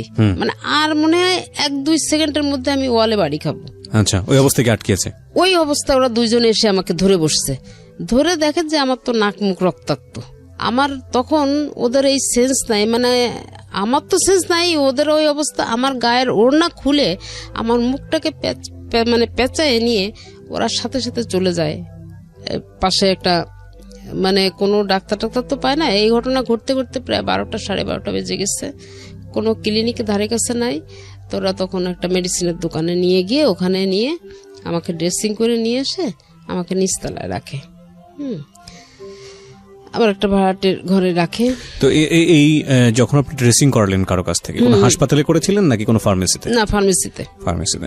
সাধারণত এরকম ঘটনা ঘটলে please go to a hospital, সরকারি হাসপাতালে যাবেন। সরকারি হাসপাতালগুলোতে আমি যত জানি ওয়ান স্টপ সার্ভিস আছে, এবং ওখানে গিয়ে আপনারা একটা মেডিকেল সার্টিফিকেট নিয়ে নেবেন যে আপনাকে ফিজিক্যালি অ্যাসাল্ট করা হয়েছে। আমি বিশেষ করে বাবা মার শুধু না, যে কারো ক্ষেত্রে আমি বলছি, সরকারি হাসপাতালে গেলে আপনাদেরকে এরকম একটা সার্টিফিকেট দেওয়া হবে যে আপনাকে ফিজিক্যালি অ্যাসাল্ট করা হয়েছে। কে করেছে আপনি চাইলে নামটা ওখানে মেনশন করতে পারেন। পরবর্তীতে আপনি যদি কোনো আইনি অ্যাকশন নেন, আপনার এই কাগজটা অবশ্যই লাগবে এবং এটার ভিত্তিতেই হবে, নইলে আসলে পরবর্তীতে আর কোনো কাজে লাগে না এগুলা। হ্যাঁ, তারপরে ওই অবস্থায় আমি তো আমার মুখ টুকের অবস্থা খুবই খারাপ ছিল, খাওয়া দাওয়া করতে পারছিলাম না, মানে গলা টলা ফুলে গেছে এবং গলায় ওরা আবার হাতের নখ বড় বড়, এসব জায়গা সব মানে একদম কেটে কেটে গেছে আর কি, মানে ব্লেড দিয়ে টান দিলে যেমন। আপনি মা, আমি বিশ্বাস করি আপনি যা বলবেন আজকের অনুষ্ঠানে সবই সত্য বলবেন, এবং আপনি যে যার এগেইনস্টে বলছেন পৃথিবীতে সবচেয়ে কাছের মানুষই আপনার, সে আপনার সাথে থাকুক আর না থাকুক, হ্যাঁ, আপনি তাকে পেটে ধরেছেন, এটাই আপনার সম্পদ। এবং আমি যত জানি আপনার সন্তান একটাই, রাইট? এরপর আর সন্তান হয়নি, সেটারও একটা স্টোরি আছে। আপনি আমাকে বলেন তো, আপনার সন্তান যে ইমব্যালেন্স আচরণ করছে, একটা মাত্র সন্তান, তাও ছেলে সন্তান, যার প্রতি আপনারা কোনো অন্যায় আচরণ করেননি, তখন যে ঘটনাটা আপনি বলছেন, সেই সময় বাবা মারা যাওয়ার পরে ওর ভিতরে কি কোনো আশঙ্কা ছিল যে আপনি অন্য কারোর সাথে সংসার করতে যাচ্ছেন, বা আপনাকে নিয়ে কোনো ছেলের সাথে কেউ কোনো গুজব শুনেছে? না, ও নিজে আমাকে বলতো কি যে দেখো এই বাড়িটা আমার বাবার, এই বাড়ির মালিক আমি। এটা তো প্রশ্নই ওঠে না, মানে এটা প্রশ্নই ওঠে না। আমি কেন বলছি, এই ধরনের কথাবার্তা তো ওর মাথা থেকে আসার প্রশ্নই ওঠে না, যে একটা মাত্র সন্তান আপনার। দেখুন, একটা মাত্র সন্তান যাকে আপনি আপনারা দুজনই এত ভালোবাসা দিয়ে বড় করেছেন, আর তো কোনো উত্তরাধিকারী নাই। আর দ্বিতীয় কথা হচ্ছে যে উত্তরাধিকারের প্রশ্নও যদি আসে তাহলে লিগ্যালি সে আপনার চেয়ে বেশি পাবে, লিগ্যালি সে আপনার চেয়ে বেশি পাবে, সুতরাং এই প্রশ্ন তো আসেই না। আর দ্বিতীয়ত যেটা, সেটা হচ্ছে মা আপনি, কিসের বাড়ি কিসের ঘর? তো মার সাথে এই ধরনের রেশিওটা কেন আসবে? যদি একটা ভাই হতো তাও একটা কথা ছিল, বোন হতো তাহলে একটা কথা ছিল, তো মার সাথে তো রেশিওর প্রশ্নটা আসে না। ও কি কোনোভাবে ইনসিকিউর ছিল যে আপনি অন্য কাউকে বিয়ে করে ফেলছেন, বা ও এমন কোনো? ও নিজেই আমাকে বলছে, হ্যাঁ, ও নিজেই আমাকে বলছে যে আমি যেন বিয়ে করে এখান থেকে চলে যাই। ও নিজেই বলেছে? হ্যাঁ, ও নিজে আমাকে বলছে। ওই আপনাকে বলতো বিয়ে করে চলে যেতে? হ্যাঁ, আমাকে বলছে যে কোনো কারণ ছাড়া। না, বলছে কি যে এ বাড়িতে তুমি থাকতে পারবা না, এটা আমার বাবার বাড়ি, আমার অধিকার আগে, তো এই বাড়িতে তুমি থাকতে পারবা না, তুমি হয় তোমার কোনো আত্মীয় স্বজন বা বাবার বাড়িতে চলে যাও, বা কোনো আত্মীয় স্বজনের বাড়িতে, অথবা তুমি একটা বিয়ে করে নাও, আমার কোনো কমপ্লেইন নেই। এতটা অসন্তুষ্ট কেন সে আপনার প্রতি? এইটা হয়েছে কি, এই অসন্তোষটা হয়েছে এই যে নামের যে লোকটার কথা আমি বলছি, এর সঙ্গে এতটাই ও ক্লোজ হয়ে গেল যে ও আমার ঘরের থেকে খাওয়া বন্ধ করে দিল। তো আপনি এই লোকটাকে বাসায় রাখছিলেন কেন, বের করে দিচ্ছিলেন না কেন? আমি এই লোকটাকে নামানোর জন্য বহুত চেষ্টা করছি, এবং লাস্ট আমার কেএমপি থেকে শুরু করে, মানে খুলনা পুলিশ কমিশনারের কার্যালয় থেকে শুরু করে আমি প্রত্যেকটা প্রশাসনের সহযোগিতা চাইছি এবং দরখাস্ত করছি, এবং তাদের কাছ থেকে সিগনেচার নিচ্ছি যে অবৈধভাবে সে আমার বাড়িতে বসবাস করছে, আমার ঘর ভাড়া দিচ্ছে না, নানাভাবে নির্যাতন করছে, আমার ছেলেটাকে সে অ্যারেক্টেড করে ফেলছে, এইভাবে আমি দিচ্ছি, কিন্তু কাজ হয়নি, কোনো কাজ হয় না, কোনো কাজ। আমি প্রশাসনের কাছ থেকে আমি হারাম বলতে আমি এতটুকু উপকার পাই নাই, একমাত্র র‍্যাব 6 ছাড়া। ওনারা আপনাকে হেল্প করেছে? শুধু ওনারাই আমাকে হেল্প করছে, এবং সেটা লাস্ট মোমেন্টে এসে আমার মাথায় কেন যে এই বুদ্ধিটা খেলছিল। আচ্ছা, ফাইনাল ক্রোনোলজিক্যালি যাব, স্টেপ বাই স্টেপ যাব, গল্পটা সামনের দিকে এগোতে চাই। প্রিয় শ্রোতা, আমরা যেই ভয়াবহ রকমের একটা অভিযোগ মা তার সন্তানের এগেইনস্টে করছেন আজকে এখানে এসে, ঠিক অভিযোগ বলবো না, তার জীবন গল্প সেখানে বলতে এসেছেন, কারণ আজকের এই অনুষ্ঠান বলার পরে কিন্তু সে কারো কাছ থেকে বিচার চাইবে না। সে গল্পটা কেন বলতে এসছে সে প্রশ্নটা আমি পরে করব। খুব ভালো হতো যদি ওনার সন্তানকে আমি মুখোমুখি করতে পারতাম, কিন্তু আমাদের অনুষ্ঠানের কিছু এথিক্স আছে, কিছু নিয়ম আছে। আমরা যখন অনুষ্ঠানটা শুরু করি তখন একটা ডিসক্লেইমার দেই ওখানে, যে এই অনুষ্ঠানে যে কথাগুলো যিনি বলেন এটা ইনভেস্টিগেটেড শোনা, এবং ওনার সন্তান সম্পর্কে এখানে বলছেন, আপনি সেটা বিশ্বাস করবেন কি করবেন না সেটা আপনার ব্যক্তিগত ব্যাপার। ওনার সন্তানের নাম আমরা এখানে প্রচার করিনি, এবং একই সাথে উনি যার এগেনস্টে এখানে কমপ্লেন করেছে ওনার ভাড়াটিয়া, তার নাম আমরা প্রচার করিনি, যাতে করে সুনাম তাদের যে মানে কোনো দুর্নাম না হয়। আমরা সচেতনভাবে চেষ্টা করি এই নামগুলো হাইড করে যাওয়ার জন্য। তবে একটা কথা ঠিক, আমরা আপনাকে উৎসাহ দেই না এই অনুষ্ঠানটা বিশ্বাস করার জন্য। যদি আপনি বিশ্বাস করতে চান আপনার মতো করে আপনি করবেন, শিক্ষণীয় পার্সপেক্টিভ থেকে, কারণ এটা ইনভেস্টিগেটেড শো না। অফকোর্স এটা ইনভেস্টিগেটেড শো না। একজন এসে বলে গেলেন, সেটা কতটুকু সত্য কতটুকু মিথ্যা সেটা তার উপর নির্ভর করে। এবং খুব কষ্ট হচ্ছে যে যদি এখানে এসে ভাই তার বোনকে নিয়ে এভাবে বলতো, বা বোন এসে তো যদি ভাইকে নিয়ে এভাবে বলতো, আমি তাকে বলার সুযোগ দিতাম না, আমি তাকে অনুষ্ঠানে গল্পই বলার সুযোগ দিতাম না। কিন্তু যখন মা এসে একমাত্র সন্তানের এগেইনস্টে বলে, এবং তখন বলার সুযোগ দেই একটাই কারণে, যে মা হয়ে সন্তানের এগেইনস্টে কিভাবে মিথ্যা কথা বলবে, কেন বলবে, তার উদ্দেশ্যটা কি, তার উদ্দেশ্য থাকতে পারে না। এবং এই ঘটনা কিন্তু একবার ঘটেনি, আরো বহুবার ঘটেছে। সামনের দিকে একটু এগোতে চাই। তবে নাথিং ইজ ইম্পসিবল। সন্তানের দিক থেকে যদি শোনা যায় তাহলে হয়তো তার জায়গা থেকে অনেক শক্তিশালী একটা যুক্তি ছিল, কিন্তু যেই যুক্তি আপনি দেন না কেন ভাই, আপনার মা যেহেতু বলেছে আপনি তার গায়ে হাত তুলেছেন, পৃথিবীতে মা যদি পাগল হয়ে যায়, উন্মাদ হয়ে যায়, বদ্ধ উন্মাদ, এমন উন্মাদ যে গায়ে কাপড় চোপড় রাখতে পারছে না, এরকম উন্মাদও যদি হয়ে যায়, তাকে একটা টোকা দেওয়ার অধিকার আল্লাহ দেয় নাই। আপনি যদি ধর্ম না মানেন, মানবিক জায়গা থেকেও আপনি সেটা পারবেন না। তাহলে এই পার্সপেক্টিভ থেকেই আমি আমাদের আজকের এই অনুষ্ঠানটাতে ওনাকে বলার সুযোগ দিয়েছি। জি বলুন। তারপর হ্যাঁ, ওখান থেকে করে নিয়ে আসার পরে আমাকে নিচে রাখা হলো। তো আমার একটা খালাতো ভাই, সে আবার ওই সময় পাশে থাকতো, ও আসছে, ও খবর পেয়ে আসছে। আসার পরে তখন আর কি আমার ভাই আর কি আমার ছেলেকে একটু বকাঝকা দিয়ে দিল। দিয়ে আমার যে নিজের ভাই, সে আবার ঢাকাতে থাকে, তাকে আবার ফোন করে জানানোর পরে তখন আমার ভাই আমার ওই খালাতো ভাইটাকে বলতেছে, এক্ষুনি ওকে নিয়ে তোরা সোনাডাঙ্গা থানাতে ওই পুলিশের হাতে হ্যান্ড ওভার করে দেয়। ওরা এত বড় সাহস হলো কি করে? তো যাই হোক, এইভাবে আর কি এখন আমার ওই ভাইটা ওর সঙ্গে তর্ক বিতর্কে এক পর্যায়ে ও গেটে লক করে রাখছে, আর গেট খুলে না।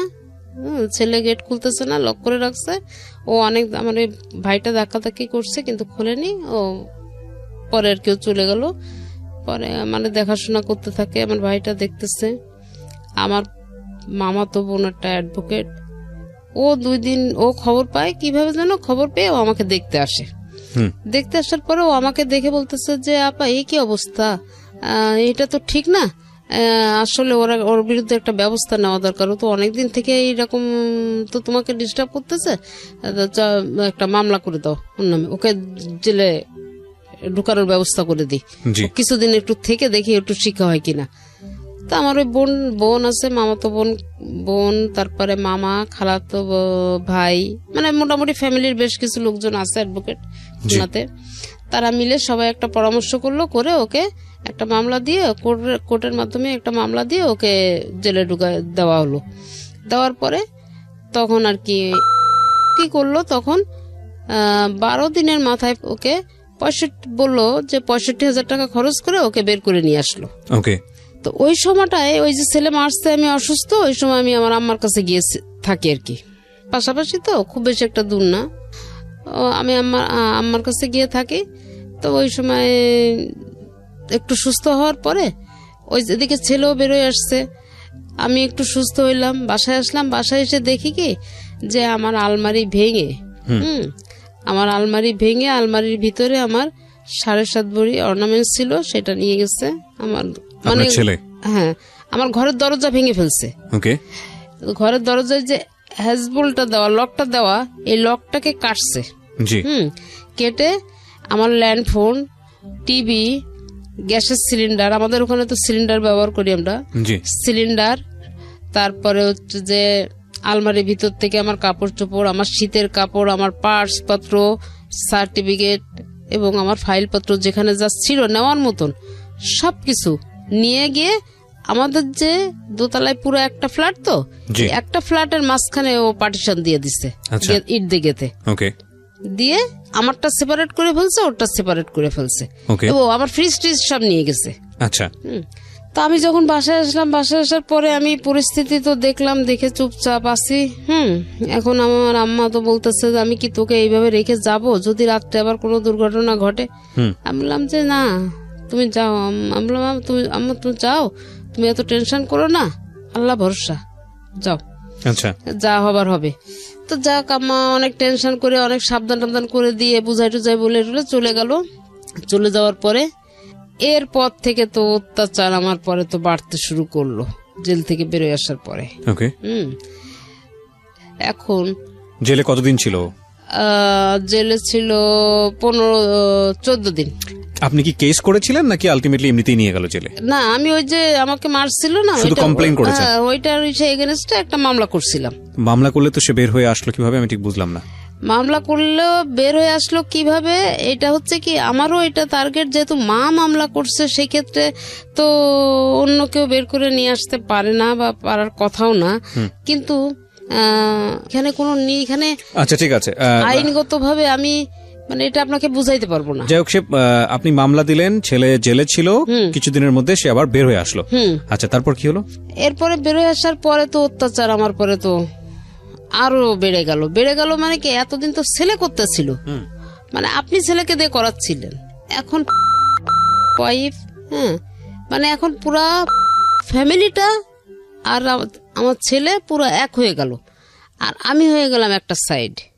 এদের প্রত্যেকের টর্চারিং এখন আমাকে দিনের বেলা, এমনকি রাতের বেলা আমার ছেলে ঘরে আছে, আমি এ পাশে আছি, ও পাশে আছে, 3 তলায় নেমে চলে আসছে, এসে আমার গেটে লাথি কুতা মারে মারতেছে আর বলতেছে অকথ্য ভাষা, ওদের ভাষা টাষা তো খুব খারাপ, মানে গালিগালাজ করতেছে, গেট খুলে বের হ, তোরে এখন দেখে নেবো, এ করবো সে করবো। না না আপনার ছেলে না। আপনার ছেলে না?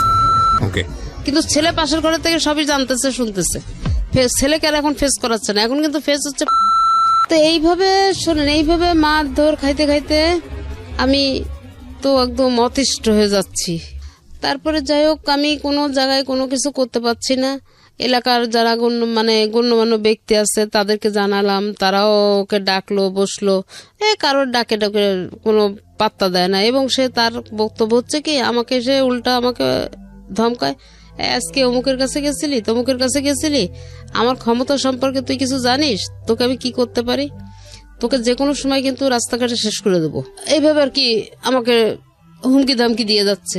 এমনকি আমি গেটে লক করে আমি ভিতরে থাকি, কিন্তু বাইরে থেকে কেউ বুঝতে পারবে না যে ঘরে কোনো মানুষ আছে। হ্যাঁ, মানে কোনো শব্দ ছাড়াই আমি ভিতরে থাকতেছি। তো যাই হোক, এইভাবে আর কি আমার কাটতে কাটতে এক পর্যায়ে আমি নিরুপায় হয়ে 14 সালের একটা রমজান, এইভাবে কিন্তু আমি ওকে একটু ভালো করার জন্য না, আমি নিজের থেকে সে মানে যেচে পড়ে ওকে আমি যে একটু ভালো হওয়ার জন্য, ওই কাছ থেকে সরে আসার জন্য আমি ওকে বোঝানোর চেষ্টা করি। তো ওই চেষ্টা করতে গিয়ে আমাকে উল্টা মার খেতে হচ্ছে। কিন্তু সেই মার খেয়েও আমি কিন্তু ওকে পায়ে ধরতেছি, আমি ছেলের পায়ে ধরছি, আমি পায়ে ধরে বলতেছি, বাবা আমি তো দুটো পায়ে ধরি, তুই ছাড়া আমার দুনিয়ায় আর কেউ নাই, তুই আমাকে এইভাবে মারিস না, তুই আমাকে এইভাবে অত্যাচার করিস না, আমার সবকিছু কিন্তু তোর, বাবা আমি তোকে নিয়ে জীবনটা কাটাতে চাই, আমি যে কদিন বেঁচে থাকবো আমি তোকে নিয়ে বাঁচতে চাই, তুই আমাকে এইভাবে ফেলে দিস না বাবা। হ্যাঁ, আর এই যে তোর সঙ্গে যা করতেছে না, এই বাড়িটা তোর কাছ থেকে ও যে কোনো কিছুর বিনিময়ে বাড়িটা তোর কাছ থেকে লিখে নেবে, এটা তুই বুঝতে পারতেছিস না, কেন তোর মাথায় এই কাজটা করতেছে না, বাবা তুই ওখান থেকে সরে আয়, তুই সরে আয়। এসব বলতে গেলে তখন ওই আমার তো মার তো খেতেই হয়েছে। পরে একদিনকে লাস্ট গত 14 রোজার দিন আমি ওকে আবার ওই ডাকলাম, ডেকে আমি বলতেছি, বাবা রমজান মাস, তুই তো উপরে গিয়ে ইফতারি খাস, আমি তো ঘরে খাই, তা একটা দিন অন্তত উপরে কোথায় খায়? ঘরে খাওয়া দাওয়া সব ওখানে, মানে ও বাজার, ও যদি কিছু কেনাকাটা করে সেটাও ওখানে। এমনও আমি নিজের চোখে দেখছি, আমি এরকম আমার বারান্দায় বসে আছি, বারান্দার সিঁড়ি দিয়ে তো উঠতে হয়, আমার সিঁড়ির পাশেই বারান্দায় বসে আছি, দেখি 10 কেজি আম নিয়ে যাচ্ছে, 2টা প্যাকেটে 10 কেজি আম নিয়ে উপরে উঠতেছে রোজার মাসে। আমি একটা আমও সে বছর খেতে পারি নাই। তো ভাড়া কি ভাড়াটিয়ারা ওকে দিত না আপনাকে দিত? ভাড়া ওর অংশের ভাড়া ওকে দিত, আমার অংশের ভাড়া আমাকেই দিত। ওর এই যে মারামারির ঘটনাটা হওয়ার পরে আমি কমিশনারকে জানানোর পরে কমিশনার আর কি ভাগ করে দেয়, ভাগ করে তো দিছে আগে, তারপরে আমার ভাড়াটাও আবার নিবে। আচ্ছা, তো এটা নিয়ে আর কি তোর সমস্যা হয়। তো যাই হোক, ওইভাবে চলতেছে। তো আমি একদিন করে বললাম যে, বাবা রোজার মাস, রাত্রে ভোররাত্রে তুই কোথায় গিয়ে খাবি, কি করবি, তা আমার সঙ্গে তুই ইফতারি করিস আর না করিস, অন্তত ভোররাত্রে আমার সাথে ভাত কাটা খাস। তো এই কথা বলার পরে বললো কি যে, আমার কি খাওয়ার জায়গার অভাব আছে নাকি যে তোমারটা খাইতে হবে? তাই বললাম, না, এটা আমার মনে বলতেছে যে রোজার মাসে হয়তো বা খেয়ে থাকবি না খেয়ে থাকবি, তুই তো রোজা কখনো ছাড়িস না। তো যাই হোক আর কি, অনেক বোঝানোর পরে ও আমার কথা শুনতেছে না, আমাকে ধাক্কা দিয়ে মানে ওর ঘরের বারান্দা থেকে বের করে দিচ্ছে, খুবই করতেছে। আর আমি খালি ওর পায়ে ধরে বলতেছি, বাবা তুই একটু রোজার মাসটা আমার সাথে খা, নাহলে তোর কষ্ট হয়ে যাবে, তুই না খেয়ে রোজা থাকতে পারবি না বাবা। তো এগুলো বলা টলার পরে লাস্টে এক পর্যায়ে আমি যখন ওর পাটা আর কি ধরে আসছি, ওই অবস্থায় ও আমাকে এইভাবে কোলে করে তুলে এইভাবে ধরে চেলে মারছে। মারার সাথে আমার এই পাশটা লাগছে, বুঝছেন, কোমরের থেকে একদম পুরো এই সাইডটা লাগছে, প্রায় ব্যথা করে। আমি পেন কিলিয়ার খাই, এটা খাওয়ার পরে একটু কমে, হয়তো দেখা যায় 5-7 দিন 1 সপ্তাহ ভালো থাকে। তো এই করতে করতে তো 4 বছর পার হয়ে গেছে, 5 বছর চলতেছে এই অবস্থায়। এখন তো আমার এই সাইড প্যারালাইজড হয়ে গেল হঠাৎ করে, এখন ট্রিটমেন্ট চলতেছে আর কি আমার পায়ের। তো যাই হোক, করে কোনো রকমে আমি কিছু করতে পারলাম না, ওরকম ভাবেই চলতে থাকলে এর ভিতরে ও আবার অবশ্য একবার মোটরসাইকেল অ্যাক্সিডেন্ট করে। জি। মোটরসাইকেল অ্যাক্সিডেন্ট করে ওর এই পুরো হাতটা, মানে এই পুরো 5টা আঙ্গুলের জয়েন্ট খুলে যায় এবং এইখান থেকে এই পর্যন্ত 6টা টুকরা হয়ে যায়। আচ্ছা, ডান হাতের। তো তখন ওই হাসপাতালে ভর্তি হলো। ভর্তি হওয়ার পরে আমার মা, ভাই বোন যারা ছিল খুলনাতে সবাই গেল, আমিও গেলাম। যখনই আমি গেছি আমাকে দেখছে, তখন বলতেছে যে কেন আসছো? তা আমি বললাম যে শুনলাম তুই অ্যাক্সিডেন্ট করছিস, তাই আমি আসলাম আর কি। এখানে তোমার আসার তো কোনো প্রয়োজন নেই, আমার অনেক লোক আছে। ফাইন, আমি না মানতে পারছি না। প্রথম কথা হচ্ছে যে কি করে? হ্যাঁ, বাড়ি বিক্রি করে। ওকে। তো এইটার বাধা হয়েছিলাম আমি। ওকে, যে কারণে সবকিছুতেই আপনাকে দেখতে পাচ্ছি না। এই একটাই কারণ। আমি যদি প্রথম চান্সে এটা রাজি হতাম তাহলে হয়তো জিনিসটা আজকে এত দূর পর্যন্ত আসতো না। আচ্ছা, ঠিক আছে, বলে তারপর। তো যাই হোক, আমি ওইভাবে হাসপাতালে তখন আমি ওকে দেখতে গেলাম। ওই যখন ওটিতে ঢুকাবে ওকে অপারেশনের জন্য, তখন আমি গেলাম ওখানে। যাওয়ার পরে আমারও বলতেছে যে তুই যদি এখান থেকে না যাস আমি ওটিতে ঢুকবো না, আমি কিন্তু এখনই এই হাসপাতাল থেকে বেরোয় চলে যাব। তো আমি বলতেছি কি কেন, আমি কি করছি তোর? তা বলছে কি যে তুই তো আমার জীবনটা শেষ করে দিলি। তা একদম এইভাবে কথাবার্তা বলতেছে। যাই হোক, আমি ওর বন্ধু বান্ধব ছিল, আরো লোকজন ছিল, আমি মান সম্মানের খাতিরে আস্তে করে আমি, ও 3 তলায় ছিল, আমি 2 তলায় এসে সিঁড়ির ভিতরে দাঁড়াই আছি। যখন ওকে ওটিতে ঢুকাইলো তখন আমি ওটির সামনে গিয়ে দাঁড়ালাম। পরে যখন ওর অপারেশন করে বের করলো, সে তখন তো সেন্স ছিল না, তখন আমি কাছে গেলাম, মাথাটাতে একটু হাত টাত দিলাম, দিয়ে ওখানে কাছে কিছু সময় বসলাম। বসার পরে ওর বন্ধু বান্ধব বললো কি যে আন্টি আপনি এক কাজ করেন, আপনি বাসায় চলে যান, আমরা আছি, যদি কোনো সমস্যা হয় আমরা খবর দিব। আমি জানি যে আমার ছেলে আবার কোল বালিশ ছাড়া ঘুমাতে পারে না। তা আমি বাসায় গেছি, মানে বাসা, আমার বাসার থেকে ক্লিনিক পর্যন্ত আসতে 3 থেকে 4 মিনিট লাগে হেঁটে আসলে। জি। তা আমি আবার এটা জানি, আমি তো ওটা জানি যে ও তো সেন্স ফিরলেই কোল বালিশ খুঁজবে। তা আমি ভোর যখন 5টা বাজে, আজান হয়ে গেছে, 5টা বেজে গেছে, তখন আমি একটা কোল বালিশ হাতে করে নিয়ে আস্তে আস্তে ক্লিনিকে আসলাম। এসে ওই বালিশটা রেখে গেলাম, মানে ওর বন্ধুদের হাতে দিয়ে গেলাম, আর বললাম যে ওর কি অবস্থা, একটু মাথাটাতে হাত বুলাই দিয়ে চলে গেলাম। চলে যাওয়ার পরে তারপরে ও জিজ্ঞেস করছে বালিশ কে দিয়ে গেছে, তা বলছে যে তা আন্টি এসে দিয়ে গেছে। যাই হোক, ওইভাবে আর কি ও সেখান থেকে ক্লিনিক থেকে বের হলো। কিন্তু আমি ওই যে কয়দিন ক্লিনিকে ছিল, আমি গেলে ও রুমে আমাকে ঢুকতে দিত না। তো ও রুমের সোজা আবার সিঁড়িটা, তা আমি ওই সিঁড়ির ওই কোনায় দাঁড়ায় ওকে একটু দেখতাম। বাসায় তো মন টিকতো না, কারণ আমার তো বাসায় আর কেউ নাই। তা আমি ওই দূরে দাঁড়ায় দাঁড়ায় আর কি, যতটুকু সময় সম্ভব হতো আমি ওই এরকম সিঁড়ির ভিতরে দাঁড়ায় ওকে দেখতাম, ও যাতে আমাকে দেখতে না পায়। এইভাবে দেখে ডেকে আমি চলে যেতাম। তারপরে যাই হোক, আস্তে আস্তে যখন একটু সুস্থ হলো, রিলিজ দিল, বাসায় গেল, তখন আর কি আমি ওকে ওর ঘরে গেলাম দেখতে। তখন আমাকে বলতেছে যে তুমি কেন আসছো দেখতে? তাই আমি বললাম হাসপাতাল থেকে রিলিজ নিয়ে আসলি তো ওখানে তো টাকায় শর্ট পড়ছিল, আমি তো ওখানে কিছু টাকা দিলাম। আর কোনো কথা বলে না, ওইভাবে আসছে। এর ভিতরে হচ্ছে কি একটা মেয়ের সঙ্গে ওর একটু রিলেশন হয়। আচ্ছা। তো মেয়েটাকে আমাকে দেখাতেও নিয়ে আসতে চায়, তো আমিও বলি যে ঠিক আছে। এই মানে দেখাতে নিয়ে আসতে চাই মানে হচ্ছে এই এরকম ঘটনার মধ্যে যেখানে আপনাকে হাসপাতালে দেখতে দিতে চায় না? না, সেইখানে ওই মেয়েটা থাকে, মেয়েটা সেখানে ওর কাছেই থাকে, কিন্তু আর ওই মেয়েটা থাকার কারণে কিন্তু না সেটা অন্য হিসাব। আপনাকে যেখানে ওটিতে আপনাকে দেখলে ওটিতে ঢুকতে যাচ্ছে না, সেখানে মেয়ের সঙ্গে সম্পর্ক করে আপনাকে দেখাতে চাবে কেন? না, এটাই যে সুস্থ হওয়ার পরে। সুস্থ বলতে মানে ওটি সুস্থ হয়েছে বুঝলাম, কিন্তু সম্পর্কটা তো সুস্থ হয়নি। মানে আমি বলতে চাচ্ছি এই কারণে যে যেখানে আপনাকে কোনো কিছুতেই প্রাধান্য দিচ্ছে না, সেখানে কোনো একটা মেয়ের সঙ্গে সম্পর্ক হলে আপনাকে কেন দেখাতে যাচ্ছে, আমি তো বুঝতে পারছি না। না, তো ওইটা হয়েছে কি তখন আর কি ও একটু মনে হয় কিছু হয়তো নিজের ভুল বুঝতে পারলেও পারছে, একটু স্বাভাবিক হয়ে আমার সঙ্গে একটু কথাবার্তা বলে আর কি। যাই হোক, আপনাকে দেখাতে চেয়েছে। হ্যাঁ, এখন মেয়েটা পছন্দ করছে, মানে আমি ওকে বিয়ে দেওয়ার জন্য বলতেছি যে বাবা এখন একটা বিয়ে শাদী কর, তাহলে দেখি একটু ঘর সংসারের দিকে তোর মন আসবে। তা বলছে বিয়ে করে কি খাওয়াবো কি? আমি বলছি আমি যখন তোকে খাওয়াইতে পারতেছি তা আর একটা মেয়ে নিয়ে আসলে তাকেও আমি খাওয়াইতে পারবো। আমার যদি একটা মেয়ে থাকতো তা আমি তো তাকে দেখতাম, আমি তো আর অন্যের পরে ছেড়ে দিতাম না। তো এইভাবে বলা টলার পরেও একদিনকে আমাকে বলতেছে তাহলে আমি মেয়েটাকে নিয়ে আসি, তুমি দেখবো? তাহলে আমি নিয়ে আসি। এবার হ্যাঁ ঠিক আছে নিয়ে আসো। এখন নিয়ে আসার পরে মেয়েটা দেখে আমার কিন্তু আসলে পছন্দ হয়নি। হ্যাঁ, তো এতটুকু সময় ছিল যে মেয়েটার পরিচয়টা ভালোভাবে আমার জানার মতো সুযোগ হয়নি। হ্যাঁ, 5-7 মিনিট ছিল আর কি।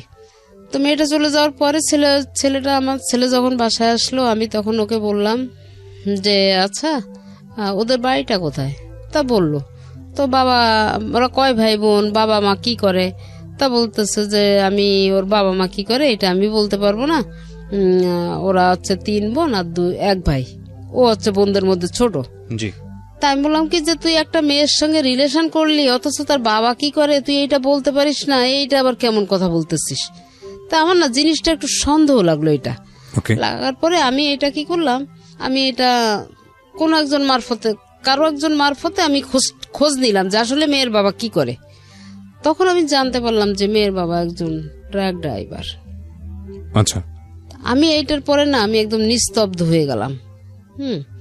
পরবর্তীতে আমি ছেলেকে ডাকলাম, আবার বেশ 2-3 দিন পরে আমি ছেলেকে ডাকলাম, জিজ্ঞেস করলাম। ছেলে বলল যে আসলে তো আমি জানি না। আমি বলছি কি আমি তো শুনলাম যে ওর বাবা নাকি ট্রাক ড্রাইভার। তা বলছে না আমি তো এটা শিওর না। তখন আমি বললাম যে তুমি যদি এরকম, যদি তুমি শিওর হও আর নাই হও, যদি এরকম কিছু হয় তাহলে কিন্তু আমি বাবা এইটা মেনে নিতে পারবো না, কারণ আমার ফ্যামিলির কাছে আমি পরিচয় দিতে পারবো না যে তুমি কি করছো। তো এইভাবে আর কি মেয়েটার সঙ্গে ওই মেয়েটা এই কথাগুলো আমার ছেলে কিন্তু আমার মেয়েকে যে বলছে, বলার পরে মেয়ে আমার পরে আবার একটু ক্ষিপ্ত হয়ে আসছে। তো একদিন এটা নিয়ে এই মেয়েটা আমার সঙ্গে আর কোনো যোগাযোগ করে না। হ্যাঁ, আগে একটু ফোনে কথা বলতো, ফোনে আমিও কথা বলতাম, ও কথা বলতো। একদিন আমি ফোন করলে ও উল্টা আমাকে খুব ঝাড়ি দিচ্ছে মেয়ে। তখন আমি আবার মানে একটু আনইজি ফিল করতেছি যে কি ব্যাপার, কি হইলো। তো যাই হোক আমি আর তারপর থেকে মেয়ের সঙ্গে কোনো যোগাযোগ করি না।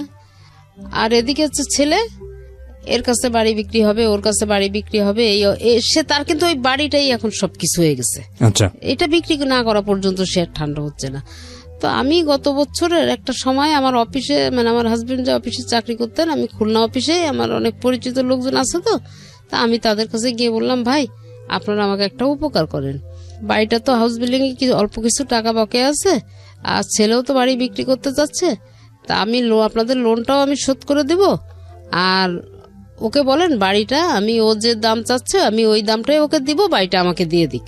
আচ্ছা, আমার স্বামীর বাড়ি, আমি এটা অন্য কারো হাতে দিতে চাচ্ছি না। তা বললো কি এলে তাহলে তো ভালো প্রস্তাব এটা, তো ঠিক আছে ওকে বলি। এখন ছেলেকে যতবারই বলা হচ্ছে, ছেলের কথা হলো আমি দিব, আমি তাকে বাড়ি দিব না। তো এইভাবে তখন ওই অফিস থেকে বলতেছে বিষয় না, বিষয় হচ্ছে এটাই যে তোমার মাস সই ছাড়া কিন্তু তুমি কিছুই করতে পারবা না, তুমি যা কিছু করতে চাও না কেন তোমার মাস সইয়ের বাইরে তুমি যাইতে পারতেছো না, আর হাউস বিল্ডিং থেকে তুমি দলিলও বের করতে পারবা না। আপনাদের দুইজনেরই সই লাগবে, ইনফ্যাক্ট হ্যাঁ, একজনের দ্বারা হবে না, হবে না। হ্যাঁ, তো এইভাবে ওকে অনেক বোঝানোর চেষ্টা করছে, কিন্তু ও আসলে কোনো কিছুতেই বুঝতে চায় না, ও সবকিছু গাছ জোরেই করতে চায়। যেমন আমার পেনশনের টাকাগুলা নিয়েও সে অনেক ঢাকা অফিস পর্যন্ত আসছে, এখানে টাকা পয়সা দিয়ে পেনশনটা ওর নামে করার চেষ্টা করছে, অনেক ঝামেলা ঝঞ্ঝাট, ছোটখাটো বড় অনেক ঝামেলা ঝঞ্ঝাট করছে। তো যাই হোক এগুলার আমি ছোটখাটো গুলা ধরি নাই, কিন্তু যখন আর কি গত বছর ফেব্রুয়ারি মাসে ওই মেয়েকে নিয়ে, মেয়েটা ওর বাসায় বেলা 3টার সময় যখন আসছে, হ্যাঁ, আমি তখন একটা হোটেলে বসে ভাত খাচ্ছি, তখন দেখি ওই মেয়েটা আমাদের এলাকায় ঢুকতেছে। আর সন্ধ্যা আমি ওইটা দেখে বসেই আছি, মেয়ে কিন্তু ঘর থেকে আর বের হয় না। তখন আমি চিন্তা করলাম যে আমি তো প্রশাসনের কোনো সহযোগিতা আমি পাবো না, এখানে আমার যে লাভ নাই, আমি এখন কি করতে পারি। তা আমি চিন্তা করতে ওই বসে বসে চিন্তা করতে আমি এক সময় দেখি যে ছেলে গেট খুলে বেরোলো। কিছুক্ষণ পরে মেয়েটা বেরোলো, তখন বাজে সন্ধ্যা 7টা। ওই সময়টাতে আমি ছেলেকে আমি ধরলাম সিঁড়ির ভিতরে, ধরে আমি তখন ওকে বলতেছি একটা চড় দিলাম, চড় দিয়ে আমি বলতেছি কি যে এই শেয়ানা মেয়েটাকে তুমি বেলা 3টার সময় ঘরে ঢুকাইছো আর এখন বের করছো, এইটা তোমার বাবার বাড়ি, তোমার বাবার এখানে যথেষ্ট সম্মানীয় একজন ব্যক্তি ছিল, তোমার বাবার সম্মানটা কি তোমার কাছে কোনো মূল্য নেই নাকি? তুমি যেটা করতেছো এটা কি ভালো কাজ করছো না করতেছো কোনটা? এই কথা বলার সাথে সাথে ও পা হাত দিয়ে একটা ঘুষি মারলো আমার এখানে, মেয়েটার সামনে। হ্যাঁ, একটা ঘুষি মারলো এখানে, আমার চশমার কোনাটা এখানে ঢুকে গেল। তো ঢুকে যাওয়ার পরে এরপরে ওই মেয়েটা করলো কি, 3 তলায় গিয়ে বউরে ডেকে নিয়ে আসছে, কাজের মেয়েকে ডেকে নিয়ে আসছে। এরা আসলো, আসার পরে এই মেয়ে আমার হাত চেপে ধরছে, মানে যে এখন আমার ছেলের বউ, সে আমার 2টা হাত একসাথে করে চেপে ধরে বলতেছে কি যে আমার স্বামীর গায়ে হাত দিছিস, আর তোর তো সাহস কম না। হ্যাঁ, তখন কিন্তু বিয়ে হয়নি ওদের। আর এই বলে আমাকে ধাক্কা মেরে আমার ড্রয়িং রুমে ঢুকালো। আচ্ছা, ড্রয়িং রুমে ঢুকানোর পরে আমাকে ফ্লোরে ফেলাই দিয়ে বউ আর ওই আমার ছেলের বউ দুইজনে মিলে আমাকে একভাবে পাড়াচ্ছে, মানে লাথি মারতেছে, পাড়াচ্ছে। তো ওই যে কাজের মেয়ে সে বলতেছে কি আল্লাহ এই মহিলা মরে যাবে, মরে গেলে তোমরা কিন্তু জেল খেটে মরবা। তো এইভাবে আর কি ওই মেয়ে কাজের মেয়েটা আর কি যাই হোক আমাকে সেভ করে ওখান থেকে। করার পরে আমি গেলাম আমার কমিশনারের কাছে, কমিশনারকে যে পাইলাম না পাওয়ার পরে আমি আমার এলাকার অন্য গ্রুপের যে যারা বড় ভাই আছেন তাদের কাছে গেলাম, যে বললাম, তাদেরকে যে বলার পরে তারা বলতেছে, পরে ওকে ডাকছে, ডাকার পরে বললো কি এগুলা সব মিথ্যা কথা, মানে আমার সবকিছুই মিথ্যা প্রমাণ হয়ে যাচ্ছে, ওই এখানে যে কথা বলতেছে সেটাই সত্যি হয়ে যাচ্ছে। তো এক পর্যায়ে তখন আমি দেখলাম যে আমার তো আর কোনো পরিস্থিতি, তো আমি আসলে কোথাও গিয়ে তো ঠাঁই পাচ্ছি না, কি করি। তো বাসায় এসে রাত্রে এরকম কান্নাকাটি করতেছে একা একা ঘরের ভিতরে। হঠাৎ করে কি মনে হইলো, সকালবেলায় ওই আমি উঠে আমি র‍্যাব 6-এ চলে গেলাম।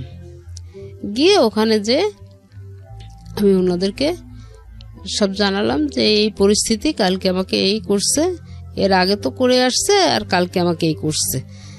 তো তখন আর কি ওনারা আর কি পরিচালকের সঙ্গে সরাসরি কথা বলার পরে উনি আর কি সহকারী পরিচালককে আমার এই বিষয়টা নিয়ে একটা দায়িত্ব দিলেন। দেওয়ার পরে উনি বিষয়টা তদন্ত করতে লোক দিল। তারা বিষয়টা তদন্ত করলো প্রায় 15 দিন ধরে।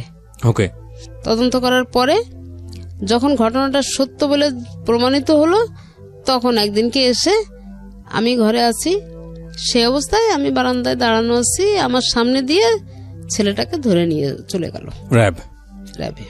ওকে, ধরে নিয়ে গেল। তো কিন্তু ছেলেটা ওই মুহূর্তে কিন্তু ও যদি আমাকে একটা বারের জন্য আমাকে বলতো যে মা তুমি আমাকে বাঁচাও, তাহলে কিন্তু আমার আর কোনো কথা বলার ছিল না ওইখানে। কিন্তু তা সে বলেনি, তার অহংকারের জায়গাটা সে ঠিক রাখছে। হ্যাঁ, তো যাই হোক ছেলেকে নিয়ে চলে গেল। ওই দিনকে নিয়ে যাওয়ার পরে ওকে র্যাবের যা ব্যবস্থা নেওয়ার সেটা নিল। দ্বিতীয় দিন যখন ওকে আবার ওই নাকি নিয়ে রিমান্ডে নেওয়ার টাইম ছিল 5টায়, তো র্যাবের অফিস থেকে আমাকে তার কতটুকু ব্যথা লাগতেছে তো এইটুকু বুঝুক আর কি। এই কথার পরিপ্রেক্ষিতে তো ছেলেও দাঁড়ায় আছে, আমিও দাঁড়ায় আছি। তো ছেলে কিছুক্ষণ পরে আমাকে বলতেছে যে আম্মু, তা আমি ওর কথার কোনো উত্তর দিলাম না। পরে আমার দ্বিতীয় ডাক দেয়, তখন আমি তাকাই বলছি কি যে কি হয়েছে, কিছু বলবা? তা বলতেছে যে আমি এমন কি অন্যায় করছিলাম যে আমাকে এত বড় কঠিন শাস্তি দিলা? তাই আমি বললাম তুমি না আমাকে বলছিলা যে তোমার নাকি প্রচন্ড ক্ষমতা খুলনা শহরে, তোমার ক্ষমতা সম্পর্কে নাকি আমার কোনো আইডিয়াই নেই, তোমরা টাকা পয়সার বিনিময়ে অনেক জায়গায় কিনে রাখছিলা, কিন্তু আমি সেটা পারি নাই। তা আমি শেষ পর্যন্ত আমি মায়ের গুতা খাইতে খাইতে আমি এখন এমন একটা অবস্থায় এসে দাঁড়াই গেছি যে আমি এই কঠিন একটা ডিসিশন নিতে বাধ্য হয়েছি, তুমি আমাকে বাধ্য করছো। হ্যাঁ, তা বলছে আমি কি এত বড়ই অপরাধ করছি? আমি বলছি কি, তো অপরাধ সবাই করে, কেউ কম আর কেউ বেশি, কিন্তু তোমার পরিমাণটা এত বেশি হয়ে গেছিল যেটা আমি আর নিতে পারছিলাম না, তাই আমাকে একটা কঠিন ডিসিশন নিতে হলো। তো যাই হোক এইভাবেই করার পরে ছেলে দেখে যে তবুও মা আমি তো স্ট্রং হয়ে আছি, আমার চোখে কোনো পানি নাই, কোনো ওই নাই, যেটুকু কথা বলার শুধু মুখে বলে যাচ্ছি, কিন্তু আমার যে ভিতরটা কি হয়ে যাচ্ছে এটা তো আমি কাউকে দেখাতে পাচ্ছি না, বলতেও পাচ্ছি না। তারপরে না ও এসে আমাকে জড়ায় ধরছে, জড়ায় ধরে ও কাঁদতেছে। তখন আমি আস্তে করে ওকে আমার হাত গায়ের থেকে হাত দুইটা নিয়ে আমি সরাই দিয়ে বললাম যে বাবা এখনো সময় আছে, ভালো হয়ে যাও। এটা বলে আমি ওকে সরাই দিলাম, কিন্তু তারপরেও কিন্তু আমি ভেঙে পড়িনি, মানে আমার চোখ দিয়ে ও এক ফোঁটা পানি দেখতে পাইনি। তো খালি বললো কি যে আম্মু তুমি এত কঠিন হয়ে গেলে। আমি বললাম কঠিন হয়ে যায়, আমাকে কঠিন হইতে তো বাধ্য করছো তোমরা। তা ওখানে যখন আমি অভিযোগ করি তখন এই নামটাম সহই আমি করছিলাম, এবং জানে যে আমি ওর নামে এবং আমার ছেলের নামে কমপ্লেন করছি। এই কারণে এখন আমাকে প্রচন্ড আকারের ভয় পায়। তো সেইভাবে আছে। ছেলে বিয়ে করছে, আমি বউটাকে নিয়ে আসি, ছেলে বউ নিয়ে আমি আসি গত বছর থেকে। সংসারে আমার ছেলে কোনো টাকা পয়সা বা কোনো খরচ খরচা কোনো কিছুই বহন করে না। কিন্তু আমি ছেলে বউকে নিয়ে আমি কিন্তু সংসার চালাই যাচ্ছি। কিন্তু ওই যে ভাগাভাগিটা আমাদের আছে না, ভাগাভাগিটা কিন্তু ঠিকই আছে। ওই ভদ্রমহিলাকে কি বিয়ে করেছেন? মানে হ্যাঁ হ্যাঁ হ্যাঁ, সেই মেয়েকে বিয়ে করছে, এবং মেয়ে অনার্স পাশ করার পরে বিয়ে করছে। এই যে এবার মাস্টার্স পরীক্ষা দিছে। ঠিক আছে, আমি এগুলোকে না আসলে ক্লেম হিসেবে দেখতে চাই না, এগুলো আপনার নিজের ঘরের গল্প, আপনি যাকেই বলেন না কারণ এখানে আপনার মান সম্মানই যাবে। আমি বরং সিচুয়েশনটাকে দেখতে চাচ্ছি এইভাবে যে কতটা ভয়াবহ তার মধ্য দিয়ে যেতে হয়েছে। আপনার ছেলেকে যদি আজকে আমি এখানে বলার সুযোগ পেত, সে নিশ্চয়ই আপনার বিরুদ্ধে তার 1000টা অভিযোগ থাকতো। আমি এই কথাটা বারবারই বলছি, 1000টা অভিযোগ থাকতো, কিন্তু আমি কোনোভাবেই মানতে পারছি না যে গায়ে হাত তোলার ব্যাপারটা। আমার সে কারণেই আজকে আপনাকে জীবন গল্পে বলার সুযোগ করে দেয়া। যত বড় অপরাধী তার মা করুক না কেন, যাই কিছু করুক না কেন, সন্তান তাকে গায়ে হাত তোলার কোনো এখতিয়ার নেই। এটা ভয়াবহ। আমি যতবার মুখ দিয়ে বলছি আমার কাছে মনে হচ্ছে যে পৃথিবী কম্পন হবার মতো অবস্থা। এটা কি? এটা হতেই পারে না, এটা অসম্ভব। এবং সেই সন্তান তো মানে স্বাভাবিকভাবে স্বাভাবিক সেন্স নিয়ে বেঁচে থাকে কিভাবে? হোক মা পাগল হতে পারে, বদ্ধ উন্মাদ হতে পারে, যাই কিছু করুক না কেন, অসম্ভব, একেবারেই অসম্ভব। এই জায়গাটা থেকেই গল্পটা আসলে, মানে অন্য বিষয়ে হয়তো এই ভদ্রমহিলা দোষী, অন্য বিষয়ে হয়তো এই ভদ্রমহিলা এমন কিছু করেছে যে যাতে করে সন্তান হিসেবে মেনে নেওয়াটা খুব কঠিন। But no way, physically assault করার কোনো অধিকার সন্তানের নাই, এবং এটা করতেই পারে না, করতেই পারে না। আবারও সেই কথা যদি বলি, আপনি যদি রিলিজিয়ান মানেন তাহলে তো আমাদের এখানে এরকম ভাবে স্পষ্ট বলা আছে যে তোমার বাবা মাকে তুমি সেভাবে প্রতিপালন করো যেভাবে তোমাকে ছোটবেলায় তাকে লালন পালন করা হয়েছে, এবং শব্দটা পর্যন্ত উচ্চারণ করো না যদি তাদের প্রতি বিরক্ত হও। সেখানে গায়ে হাত তোলার প্রসঙ্গ চলে আসছে। খুবই দুঃখজনক, খুবই দুঃখজনক। আমি গল্পের শেষের দিকে একটু আসতে চাই। তো বছরখানেক আপনি সেটা হলো সাপোর্ট দিচ্ছেন, যেটা বলছিলেন যে ঠিক আছে, ভালো কথা। আপনার ছেলে লেখাপড়া অনার্সের পরে আর করেনি? না, করেনি। তো এই সময়টাতে সাপোর্টটা বলতে আসলে কি আপনার সঙ্গে সংসার করা শুরু করলো? যে ভদ্রলোকের কথা বলছিলেন যে আপনাদের বাড়িতে থেকে এক ধরনের সন্ত্রাসী কার্যক্রম পরিচালনা করেছে, উনি কি এখনো আছে না বের করে দিয়েছেন? এই আগামী 1 তারিখে তার নেমে যাওয়ার ডেট। এখনো পর্যন্ত সে এত কিছুর পরেও আছে? আমার এখনো পর্যন্ত আমি এই ছেলেকে দিয়ে আমি চেষ্টা করলে আধা ঘন্টার ভিতরে আমি ওকে নামাবো, কিন্তু এই আমার ছেলের কোথায় যেন একটা দুর্বলতা আছে ওর প্রতি। আমার ছেলে ওকে নামাইতেই দিতে চায় না। কি দুর্বলতা? বিয়ে করেছে কতদিন? বিয়ে করছে 1 বছর। 1 বছর যাবত সংসার ধর্ম করে খাচ্ছে তারা? সংসার ধর্ম আমার সাথেই আর কি, আমি সবকিছু আপনার সঙ্গে আছে। বাড়িটার কি অবস্থা? বাড়িটাকে বাড়িটা নিয়ে হচ্ছে সেই বাড়ি তো ওদেরকে দিবে, এটাই হচ্ছে ওদের সঙ্গে একটা এগ্রিমেন্ট করা আছে। কাদেরকে? মানে ওই সাথে একটা এগ্রিমেন্ট করা আছে, বাড়িটা ওদেরকে দিবে। তো সেটা আর কি আমি শুধু আমার কথা ছিল এটাই যে আমার জীবনে আমার শরীরে 1 বিন্দু রক্ত থাকতে আমি আমার বাড়িটা দিতে দেব না। আর সে হচ্ছে ছাড়া দিবে না। তা লাস্টে একটা মিউচুয়ালের ভিতর দিয়ে যাই হোক আমি বাড়িটাকে রক্ষা করতে পারছি। আর আমার ছেলের যে বউটা আছে, এই যে 1 বছর বিয়ে করছে না, এই 1 বছরের ভিতরে 2টা ঈদ গেছে, একটা রমজান মাস গেছে। 1 বছরের ভিতরে এই পর্যন্ত আমার ছেলে বা বউ একটা দিনের জন্য, একটা বেলার জন্য আমার সাথে বসে ভাত খাইনি।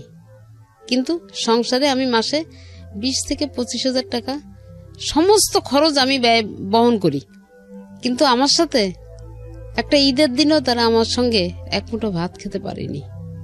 এটা আমার সবচেয়ে বড় কষ্টের জায়গা। এই কষ্টগুলো হয়তো বা কোনোদিনও যাবে না, কারণ আজকে আপনি রেডিওতে যে গল্পটা বলে গেলেন এরপরে কষ্ট হয়তো আরো বাড়বে। কারণ আমরা আসলে না ভালো দিকগুলো নেই না, কারণ মানবিক দিক থেকে যদি বিচার করা যায় তাহলে হয়তো বলবো যে যিনি গল্পটা আজকে এখানে বললেন তার কষ্টের জায়গা থেকে তিনি বলেছেন।